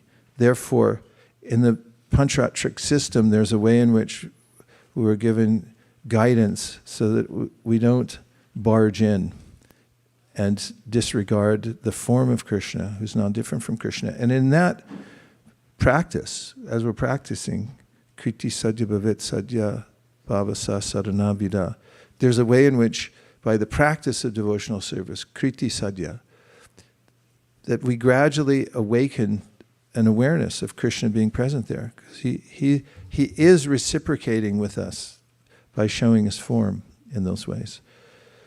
So, those driving down the street in Lowy Bazaar, you may look in a window and you may see many deities or forms of the Lord. And if you're so inspired, you may bow down to every one of them. But most people don't think like that. So we put the deity in one place, and then we very demonstratively come and worship. That's why we have a bell outside. You walk in and go, ding! Krishna, I'm here to worship you. I'm here to be seen by you. And it's now everything is for you. I'm no longer outside. I'm not on my phone. I'm not doing anything else. I'm just here to worship you. And then to bow down before Krishna. And all those ways the Panchatric system instructs us to do, then we become more and more aware of him. And as far as worship at home, there's ways in which there's different ways to install a deity at home. For instance, if you have a deity and you worship that deity for a long time, then it's considered to be installed. Because through your steady worship of the Lord, then he's present. So it comes from our own capacity to worship Krishna. Those Chaitanya Mahaprabhu talked about how the Uttama Adhikari sees Krishna within everything. Any form, moving or non-moving, a pure devotee sees the form of the Lord's there, and therefore worships the Lord everywhere, at all times. Visheshwari Leela.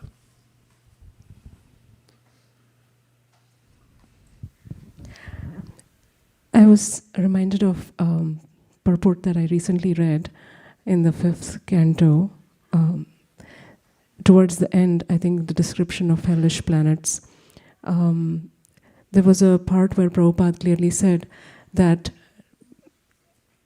based on the Varna Ashrama, even though there might be all these things existing, and we know that there are different natures and of people and how they act and the kinds of activities they perform, but the goal is that eventually they come to the platform of pure devotional service.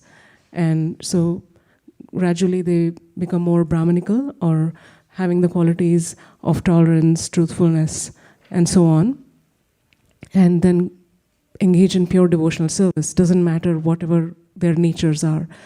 My question is, in practical life, we see that, for example, Arjuna, he was a Kshatriya, and Kshatriyas by nature have to be diplomatic because they're in administration, management. So if they have, with their deliberate interest, wanting to become a devotee, should they become truthful? How does that practically look like?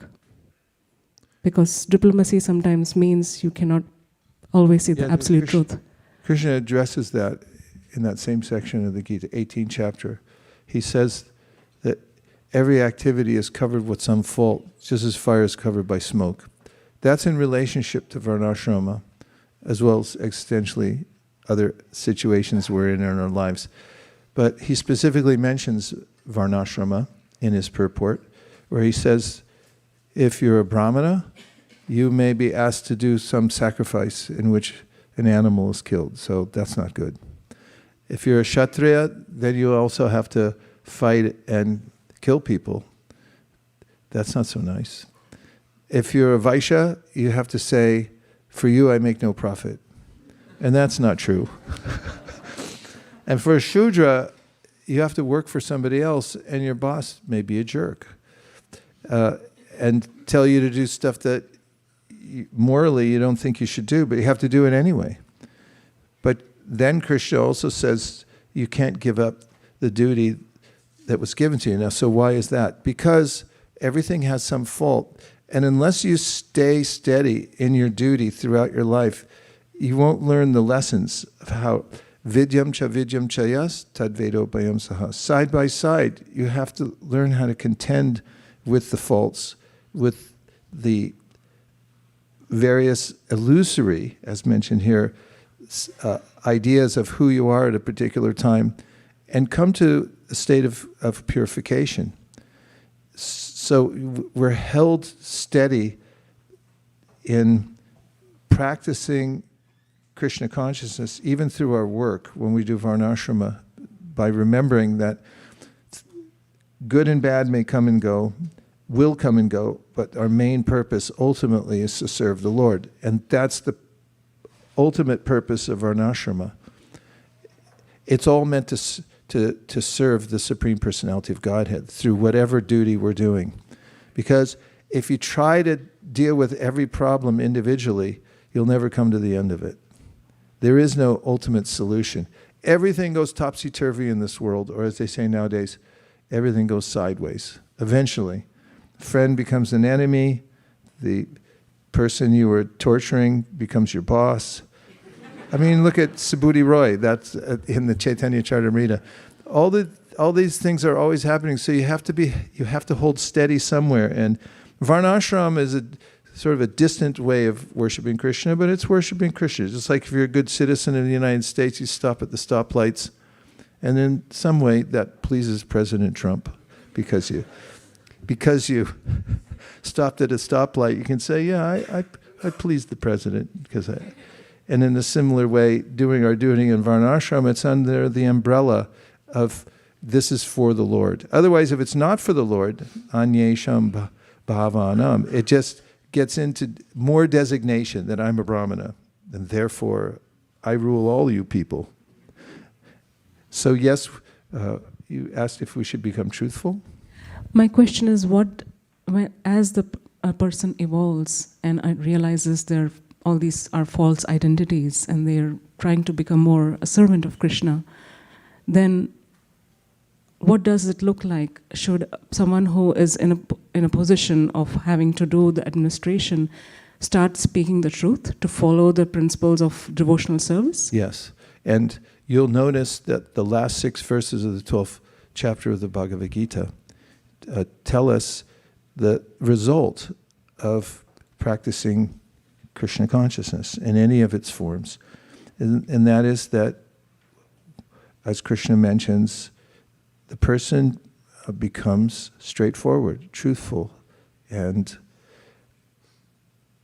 it's not that, there's different ways to interact with people, and somebody who's Krishna conscious will be able to sort out situations without resorting to false ego.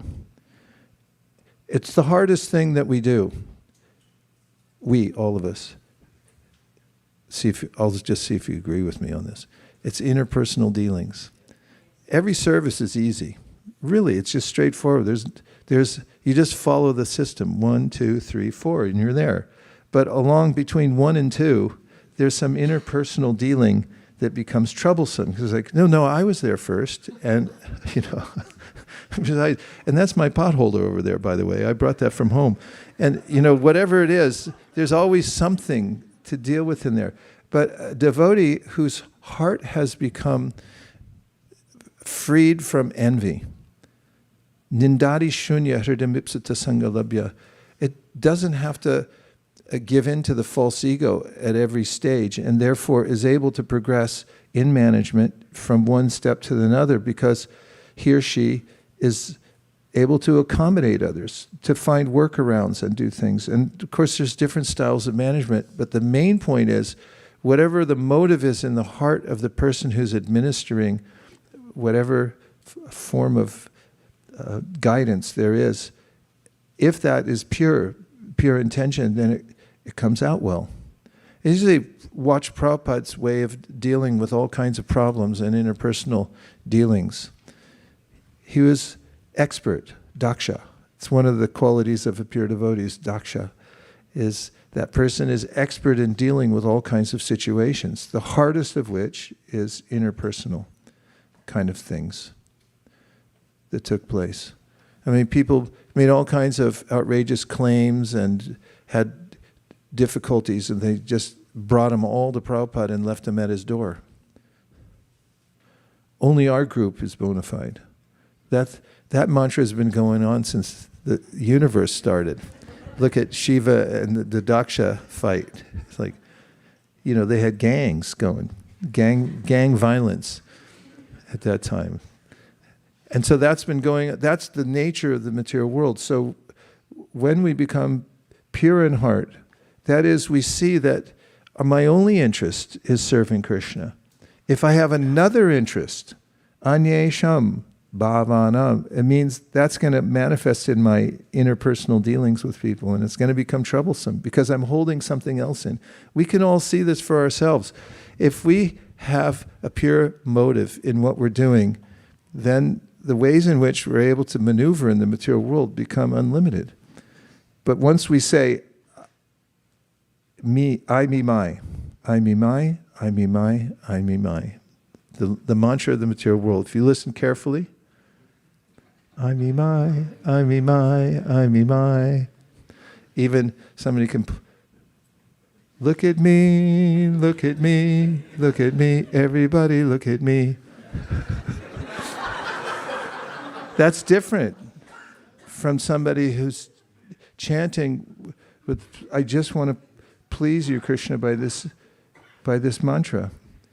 And so it all comes from that point, anyeṣāṁ, bhāvānāṁ, all forms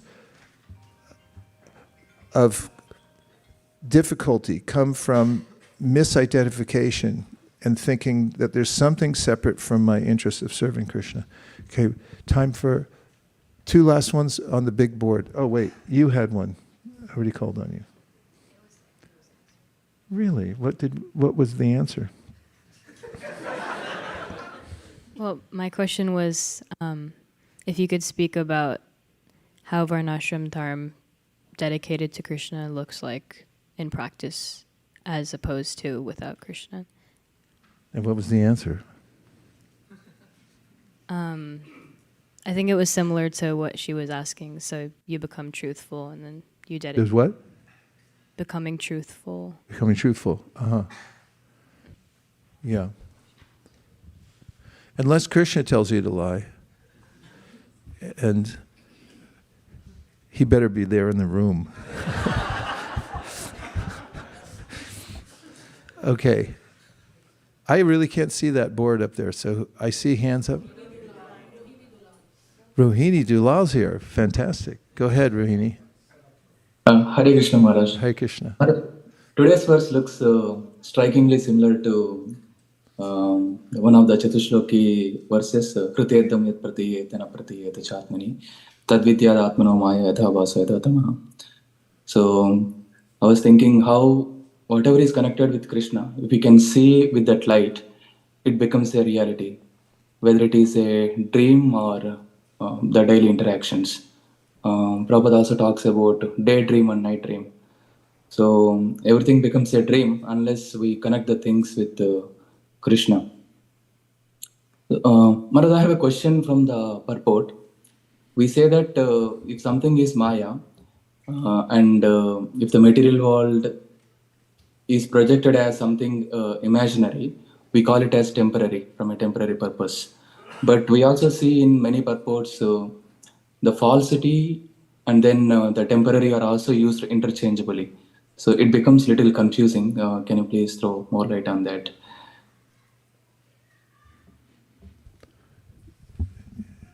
False has to do with it's contrary to our ultimate interest in life.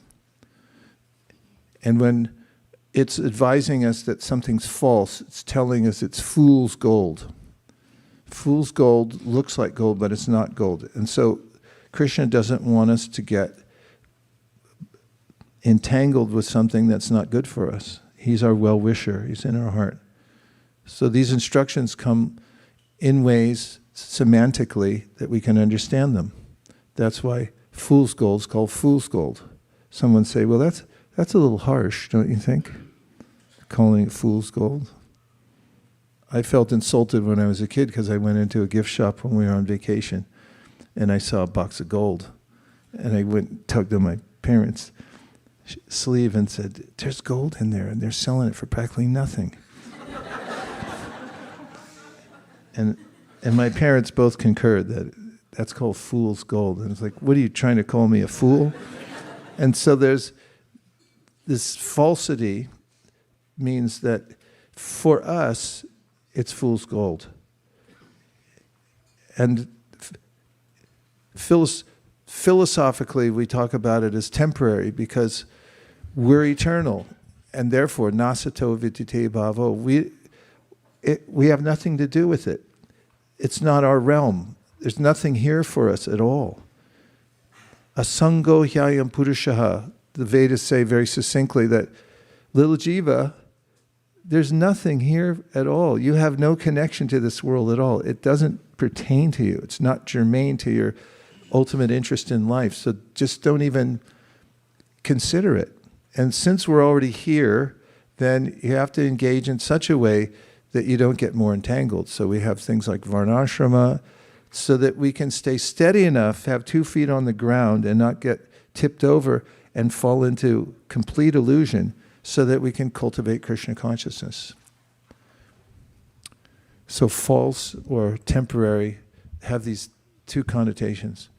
Okay, last one. It's Devavrata for the close. Oh, Yashoda Dulal. Yashoda Dulal. Who is next? Yashoda Vatsal. And then Devavrata somewhere in the sunshine. Okay. Hare Krishna, Guru Maharaj. Hare Krishna.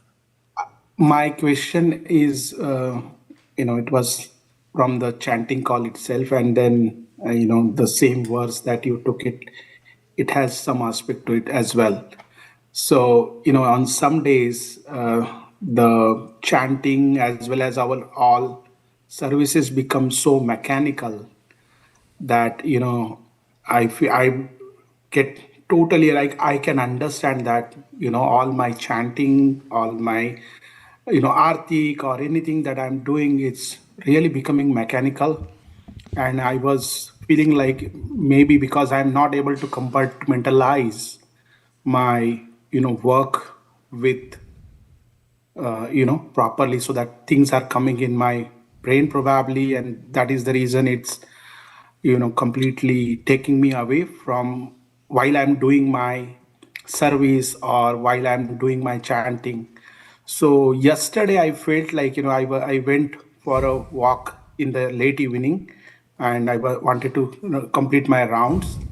So I was thinking like, I just wanted to know whether I'm thinking as an illusion or not. But I was thinking that why not to think that, hey, I'm no more working for any job. Like my job is finished at whatever, 7, 8 o'clock. And now it's my new job started and I'm with Krishna. And, I'm just, I have to constantly remember that I'm with Krishna and with, in the Golok Vrindavan, and then, chanting and remembering Krishna that way. So is it illusion or like, am I trying to fool myself? No, right? No, that's Krishna consciousness. We Om Tad Vishnu Paramam Param Sada Pashanti Suryaha Divavichakshara Tatan Tabvipraso Vipanyavo Jagvavansaha Simindate Vishnu Yat Paramam Param. Even though we're here in the world and engaging in various ways, we keep our eye on tat. Was tat? That. There's only one real that. There's only one real mom, because everything comes from Krishna. And the one that's real is Krishna. Everything else is relative to Krishna. So if we can reorient our purposes towards that, then that's Krishna consciousness. So it's very good. Keep doing it. Thank you. Yeah. Okay, last one from Devavrata Prabhu. Hare Krishna, Guru Maharaj. Hare Krishna. Denver? No, Pagosa Springs, Colorado. Wow. Living the life of Riley. Go ahead. I was just wanting to share on your point that you were making about interpersonal relationships. Recently, there was like a interpersonal circumstance which I had to process for like the past 2 years, and I was really trying to grab for a solution.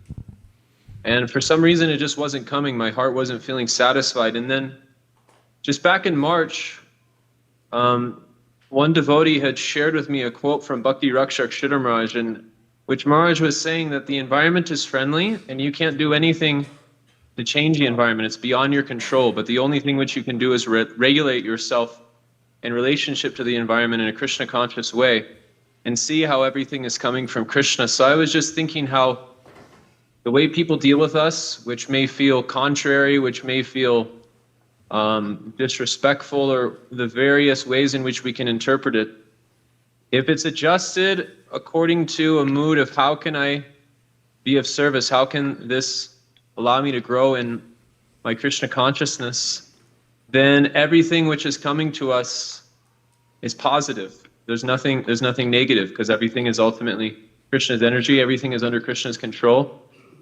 So I've just been meditating on this point, and it's helped me greatly see every opportunity as, even ones which I don't necessarily agree with, as an opportunity to deepen my dependence upon Krishna.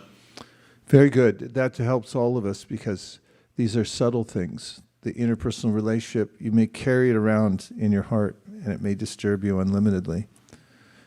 But having straightforward ideas about how to overcome that problem, as you've just mentioned, are it's manna from heaven.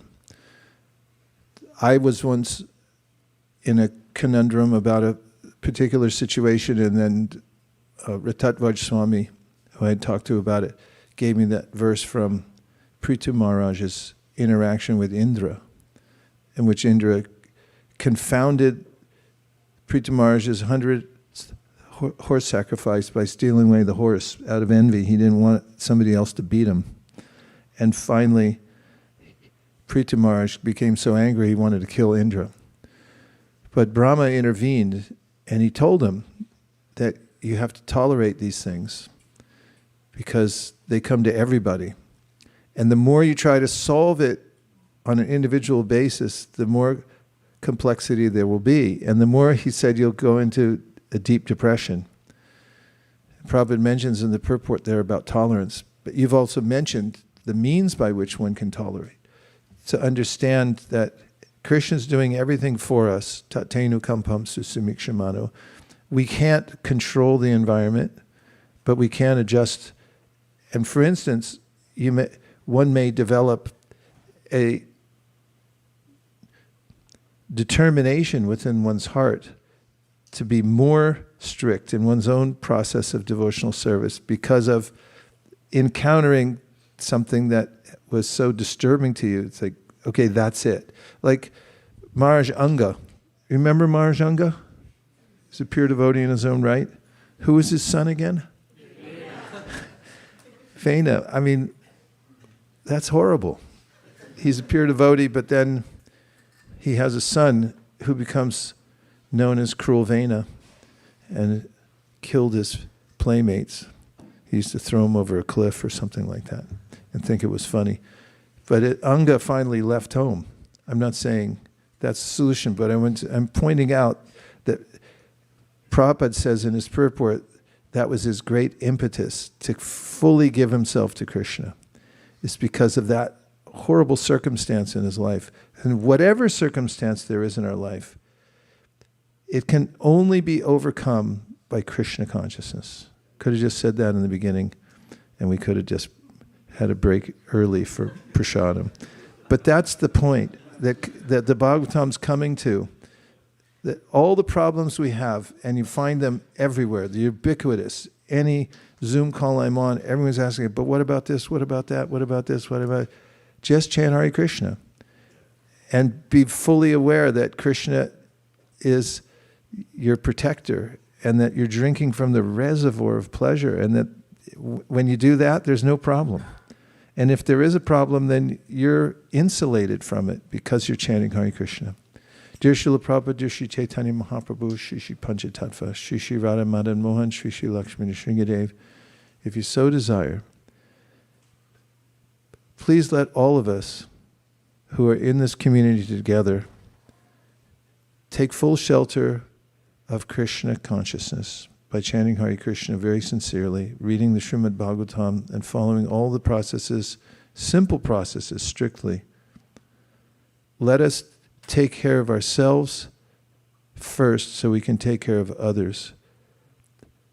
And please let us overcome all problems by this method, and also beat Mayapur. Thank you for considering our request. Om Tat Sat. Everyone agrees with this prayer in whole or in part. Please say Hare Krishna. Go Premanande Haribol. Today we have a special presentation from one of our youths who Rasheshwari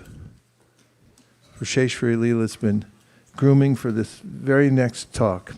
So if you can all stay for another 7 to 8 minutes, we're going to have a special talk and then prasadam for everybody in Santa Clara County or wherever we are. Jai.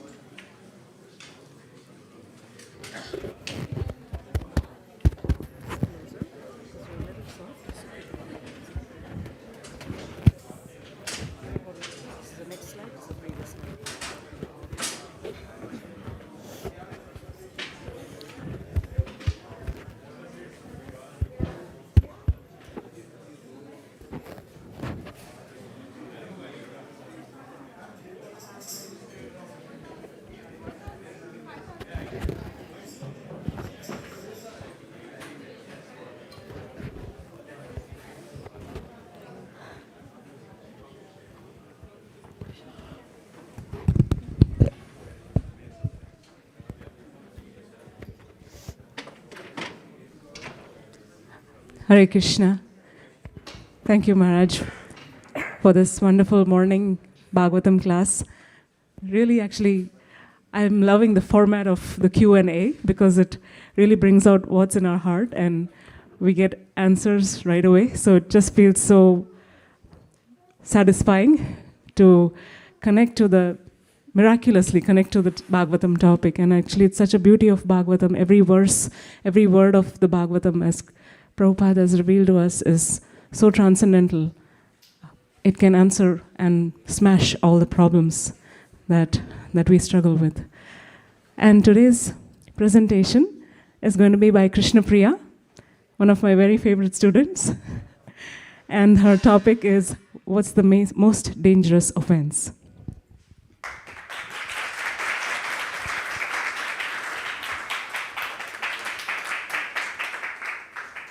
Hare Krishna. My name is Krishna Priya, and today I will be presenting Chapter 7 from the book Secrets of Bhakti, titled What is the Most Dangerous Offense?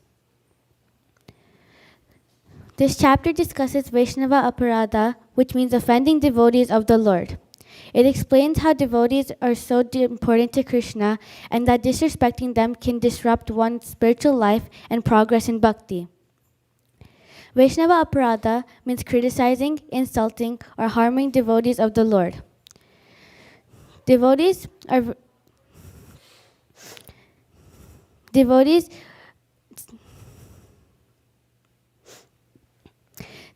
very dear to Krishna, and they dedicate their lives to serve him. Because of this, offending devotees is not considered a small mistake.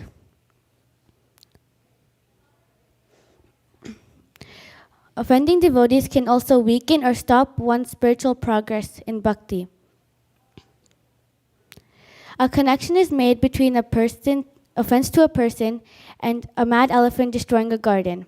A garden takes patience, time, effort, and care to grow, but a mad elephant can destroy it within moments. In the same way, practicing bhakti takes time, and one serious offense can damage that effort very quickly. Another example is from the Srimad Bhagavatam 9.468, when Lord Vishnu says to Durvasa Muni, Sadhavo hridayam mayam sadhunam hridayam tvaham madanyate na jananti naham tebhyo managapi. The pure devotee is always within the core of my heart, and I am always in the heart of the pure devotee. My devotees do not know anything else but me, and I do not know anyone else but them. This verse shows how close the Lord is to his devotees and how respecting them is an important part of spiritual life. One important story is between Ambarish Maharaj and Durvasa Muni. Durvasa Muni was very angry at Ambarish Maharaj and tried to harm him. However, the Lord helped Ambarish Maharaj, and the Sudarshan Chakra chased Durvasa Muni throughout the whole universe. He approached many important, powerful beings, but no one could protect him. Finally, Durvasa Muni realized his mistake and returned to Ambarish Maharaj to beg for forgiveness. This story teaches us that even powerful persons must be humble and respectful towards devotees. So, what causes these offenses? These are often caused by false envy, ego, pride, and greed. Many people become proud or jealous, which makes them begin to criticize others or think they're superior to them. This attitude can lead to disrespectful behavior. Instead of criticizing others, we should think about the good qualities of them and serve and respect them instead of thinking of their faults. Examples from the scriptures are from books like the Ramayana, Srimad Bhagavatam, and Mahabharata. Figures like Daksha and Duryodhana let pride and jealousy take control of them, which led to serious consequences. These examples help us realize that we should be aware of our words, actions, and our thoughts towards other spiritually devoted people. Another important example is from the Srimad Bhagavatam 10.446, which explains the dangers of offending devotees. Ayuhu shriyam yasho dharmam lokan ashisha evacha hanti shreyam shri sarvani pumso mahad atikrama. My dear king, when a man persecutes great souls, all his benedictions of longevity, beauty, fame, religion, blessings, and promotion to higher planets will be destroyed. This verse explains how dangerous offending devotees are, and we should always be respectful to them. In conclusion, devotees play a very important role in spiritual life. They guide others, give blessings, and they help gain faith in bhakti.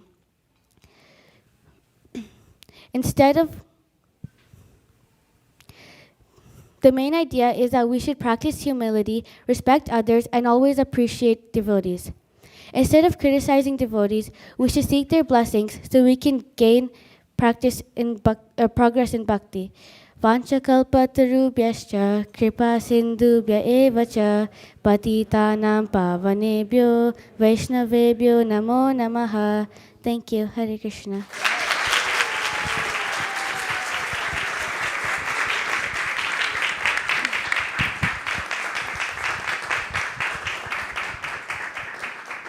Thank you, Krishna Priya. How many talks have you given up here so far? This is my second one. It's really good. Yeah. How did you go about creating this? What was your process? So if somebody else wanted to give a talk like this, what did you do to get this all together? I took examples from the books, and I read I tried to research different verses so I could put it all together and think of examples that like would all create all of this like problem and how Vaishnava Aparada works and all of that. And did you choose the pictures? Yeah. How did you do that? I took the like title of each topic and then I researched it on Google and then I found pictures that correlate to the words. I see. And was there any... Oh, and the other thing I had a question is, how did you prepare for your talk, the speaking part that you're doing that? Did you go over it and over it? Because it seemed like it was just, you knew exactly what you were going to say. How did you prepare yourself? I made points on like what I wanted to talk about, and then to remember, I wrote on paper, like so I could remember it, so it goes into my brain, and I practiced again and again so I could remember. Was it hard? A little. And last question: is there one lesson that went straight to your heart, and while you were compiling it, while you were studying it? Was there anything that you took away? Like, what would be the top thing you took away from the whole exercise that was meaningful to you? You should always be respectful to devotees, no matter how they treat you or how they treat others. Thank you very much. It was really well put together, and your delivery was near perfect. Leaves you a little room for the next time, which we hope is soon. Hare Krishna.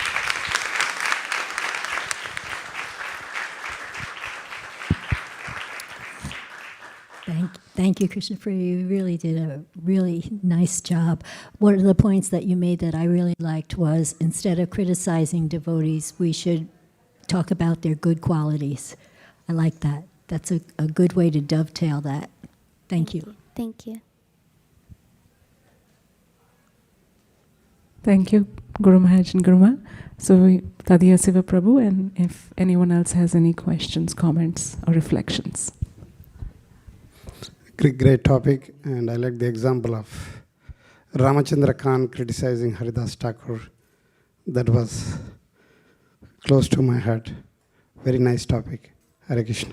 Thank you, Hare Krishna. Koto Karnava Prabhu, here. Thank you so much, Krishna Priya, for the fantastic presentation.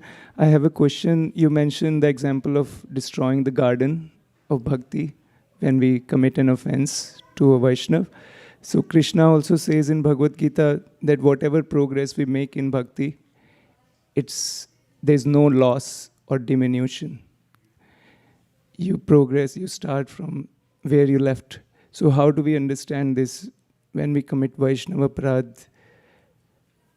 Do we lose the credits on bhakti? Hare Krishna.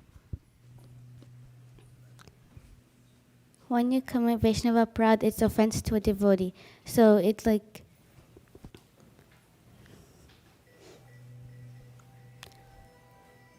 you're insulting a devotee, so it means like, which are very dear to Krishna. So you're insulting one of like Krishna's devotees, one of Krishna's childs. So sometimes they can like downgrade on your bhakti sometimes.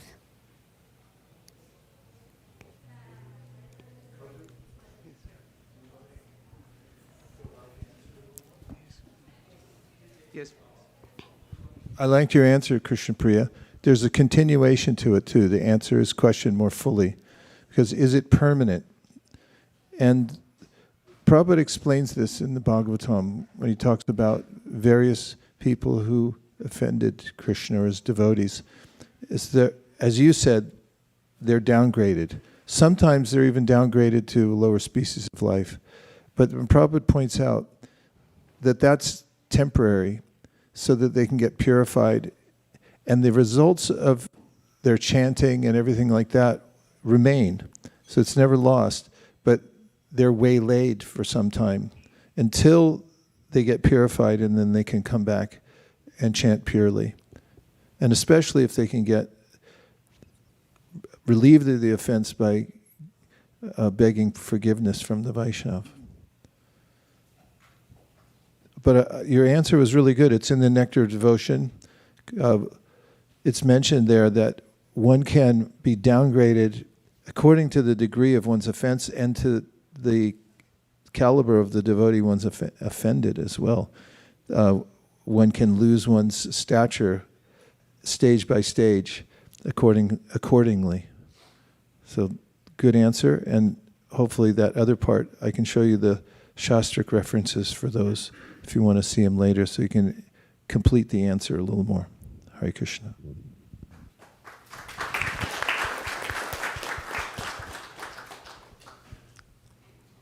Wonderful. Any other questions, comments? Oh, online, there's someone? I can't read, sorry. Shyam Sundar? Shyam Sundari. Oh, okay. Oh, she was... No, that was very good. Thank you. Thank you. Thank you so much. Okay, so thank you so much, Krishna Priya. We will stop here. And congratulations again. Actually, I didn't have to put any effort. She inherits bhakti from her family, from her parents, very exalted devotees who we are eternally grateful for their association and example in our congregation.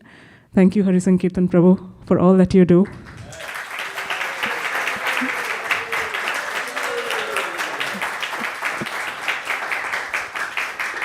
I just want to add that this time I didn't help her at all. So generally, like for most persons, I go through it. I mean, I read through the slides. It looked good to me. I said, okay, you're on your own. I just asked her to add the last Vancha Kalpa. So that's the only thing. But she did everything on her own. So good job, Krishna Priya.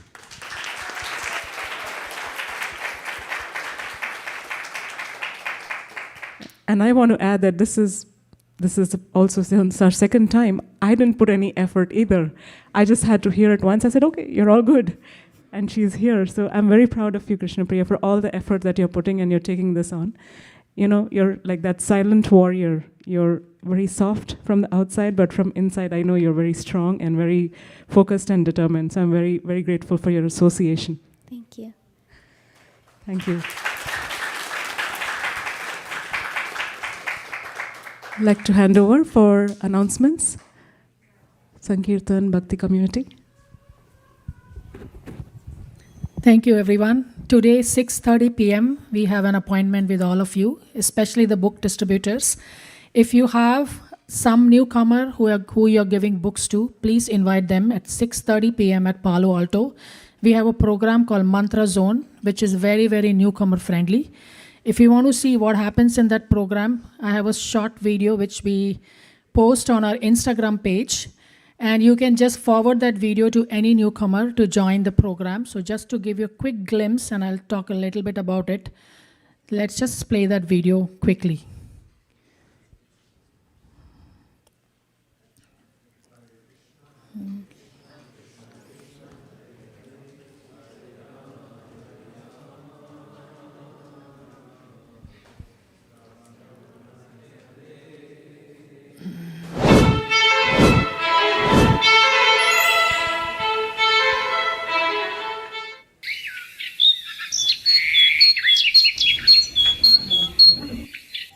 Hare Krishna, Krishna Krishna, Hare Hare, Hare Rama, Rama Rama, Hare Hare.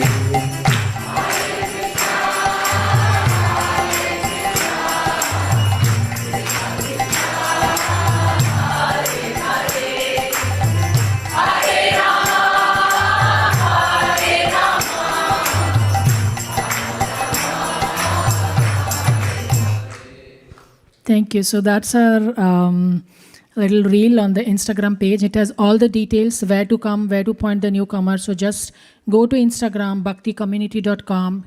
Just forward that to whoever you meet today and leave it between them and Krishna, whether they want to join or not. Don't make any, don't try to make any decisions there. Just forward to them. We have seen that a lot of Iranians, particularly if people are going and giving books to Iranians, a lot of Iranians are coming because they are really going through a lot of painful situations. They want something positive, something else, and they are very open to these kind of communities. So please invite them, and anybody, please invite them. Hare Krishna.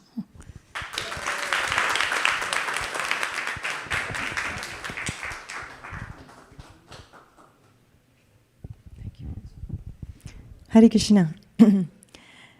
We are in our monthly Sankirtan festival for Bhaktivinoda Thakur, which started last week. And our goal is to distribute at least, actually our goal is not to distribute, our goal is to have at least 3,000 devotees to participate in our book distribution marathon. And I just wanted to share, I don't know if you remember this pledge cards that we all pledged on day of Nrsimha Chaturdashi.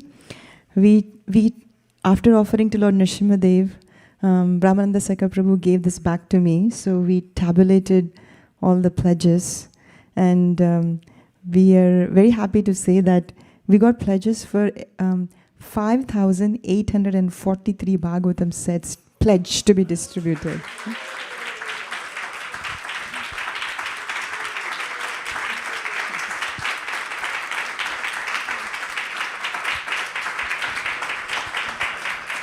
That's all because of the mercy of Lord Nrsimhadev.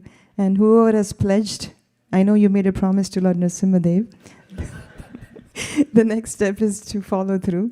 But what we wanted to announce is that next Sunday, that's May 17th, is the start of Purushottam Mas, that is Adhika Mas, people call it. And on that day, this pledge card was not widely launched. It was just at the temple for the devotees who came to the program that day. But on May 17th, we will give an opportunity for everyone to pledge and to sign up for this monthly Sankirtan festival of at least 3,000 book distributors. So we are just announcing ahead of time, though we are not fully ready yet, because we have all the videos, how to distribute books, all the steps to distribute, everything is coming up. But we just want everyone to start thinking ahead of time. But on that day of next Sunday, on the day, first day of Purushottam month, we'll launch this campaign. And the idea is very simple. You have to inspire at least one another devotee, distribute at least one set of Srimad Bhagavatam. How can they distribute? They can distribute by giving somebody a physical Bhagavatam set, the full set. They can sponsor a Srimad Bhagavatam set. They can distribute an e-book, which is also okay. Or they can get someone else to sponsor for them also. So anything is valid. As Vaisesika Prabhu said last time, yena kena prakarena, they can figure out a different way. But everyone in this community, we want them to participate. It's not one for family. It is one per person. So where is Hari Sankirtan Prabhu? I saw him here. He has 5 to distribute. He has to. So we are requesting everyone to please participate in this event. It's actually really, really satisfying service, because last week Achyuta Kumar Prabhu, I saw him here, he was there too, but he distributed a Bhagavatam set. He distributes many sets. One is not a number for him, but he distributes many sets. And one person who took the set of Srimad Bhagavatam, he donated $1,500 for one set of Srimad Bhagavatam last Saturday. So people are really, really inspired. People want to take, they want to donate. So please, you just have to approach them. And Kids Sankirtan team, the little kids also, went out door to door, the kids only. And Kameshwari took a team out, and also Kumari Lila took a team out. So Kameshwari, would you like to share any highlights from your Kids Sankirtan outing very quickly? Because I know that one thing was really good. I heard so many reviews about it. Can you guess what it was? Pizza. Yeah. Thank you. Hare Krishna. So we had 2 teams went out last Saturday. Kumari Leela took one team, and in that team we had 2 new debutants that joined for first time for book distribution. One was Ovi, she is present here, and then another Murlidhar, the little Murlidhar. They both joined for the first time. And Kunjari personally was present there. She encouraged all of them. Kumari Leela made pizza. They distributed books. They distributed Bhagavatam. And after going home, they did kirtan and they had pizza.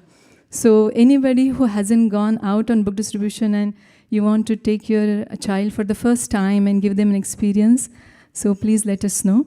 And also another second team went out in Tri-Valley.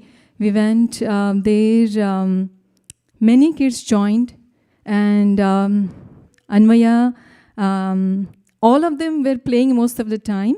And one time what happened, I was at the third floor, we were glorifying Srimad Bhagavatam, Vaisesika Prabhu and myself, we were there, and Prahlad was with us.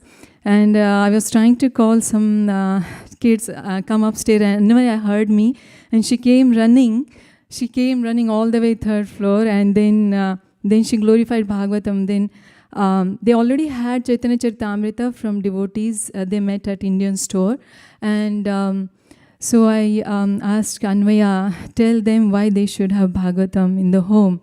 And then she said that, she thought for a couple of moments, and she said that before we had Bhagavatam in the home, we were happy, but after Bhagavatam came home, the atmosphere became very different in our house. Everybody's reading Bhagavatam, and everybody's so peaceful now. And she said, I think this helped me very much, and it helped my family. I'm sure you will like it. And then she told her favorite story, Prahlad Maharaj story, and then they were very happy with the presentation. I forget the family's name. They had a son. They were very happy. They took the Srimad Bhagavatam e-copy and they gave $60 donation. So it was really nice experience. Also after that, we went to Palika Mataji's home. We had a pizza for all the kids and parents. So if you like to have this fun experience and make a contribution towards our MSF, please join us. Hare Krishna. Thank you. Thank you. Thank you so much, Kameshwari. We have unlimited spots today. Prabhu?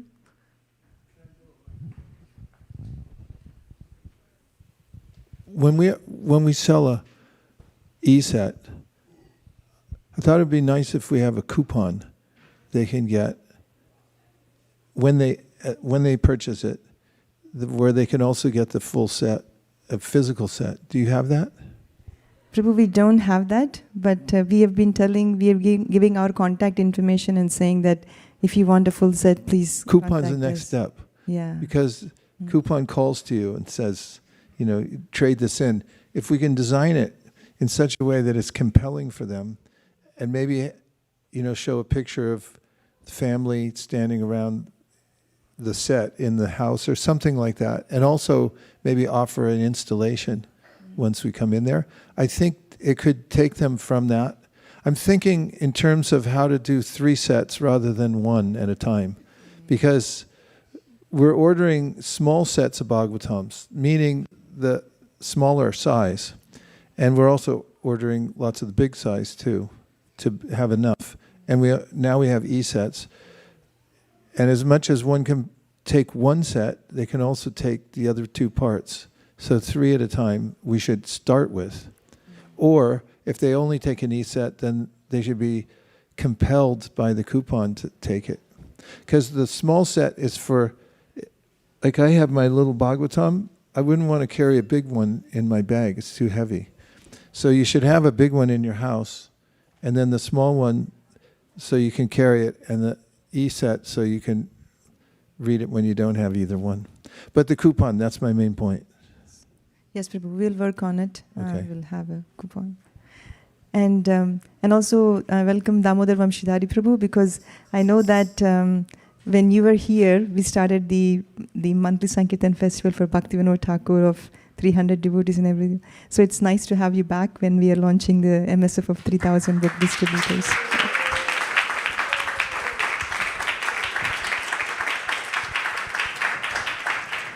If you need the spots, you can contact Kautukarna Prabhu here, and or me, and we will make sure that you can go to one of the spots. Hare Krishna.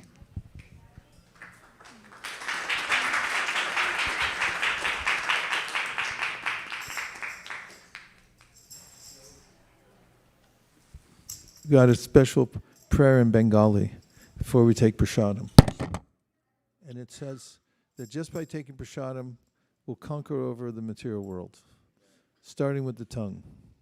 Would you like to sing the song? Sharira vijajal, jodendriya tahikal, jive pele vishaya shagore, Taramadeti bayati, loba moy sudurmati, take jeta katina shankshare, Krishna bodadoya moy, kori bare jiva jay, Shah prasad and adilo bai, Shayanamrita pao, Radha Krishna Gunagao, Preme Dako Chaitanya Nitai, Ma Prasade Govinde, Namabhamani Vaishnave, Sapapunyavatam Rajan, Vishvaso Navijayate, Prasade Sarvadhukanam, Hanirasyo Pajayate, Prasanna Chetaso Yashu, Puripargata Vayopa Bhukta Sraganda Vasavankara Charchitaha Uchishta Bojino Dasa Stava Mayam Jayame Shiksham Priyushitam Vapi Nityam Vadurateshita Prati Matrena Bhoktavyam Natra Kala Vicharana Bhagavad Srimad Bhagavatam Jeshaniya Vastatra Nakalaniya Vastatra Praptamata Uttam Shrishta Bhoktaram Hare Abravid Bhagavad Srimad Bhagavatam Nitai Gaura Hari Bol Hari Bol Hari Bol Nitai Gaura Hari Bol.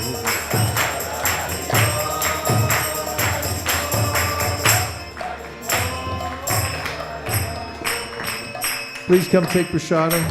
Be served in the new picnic area, the new and improved. Out the door, take a sharp right.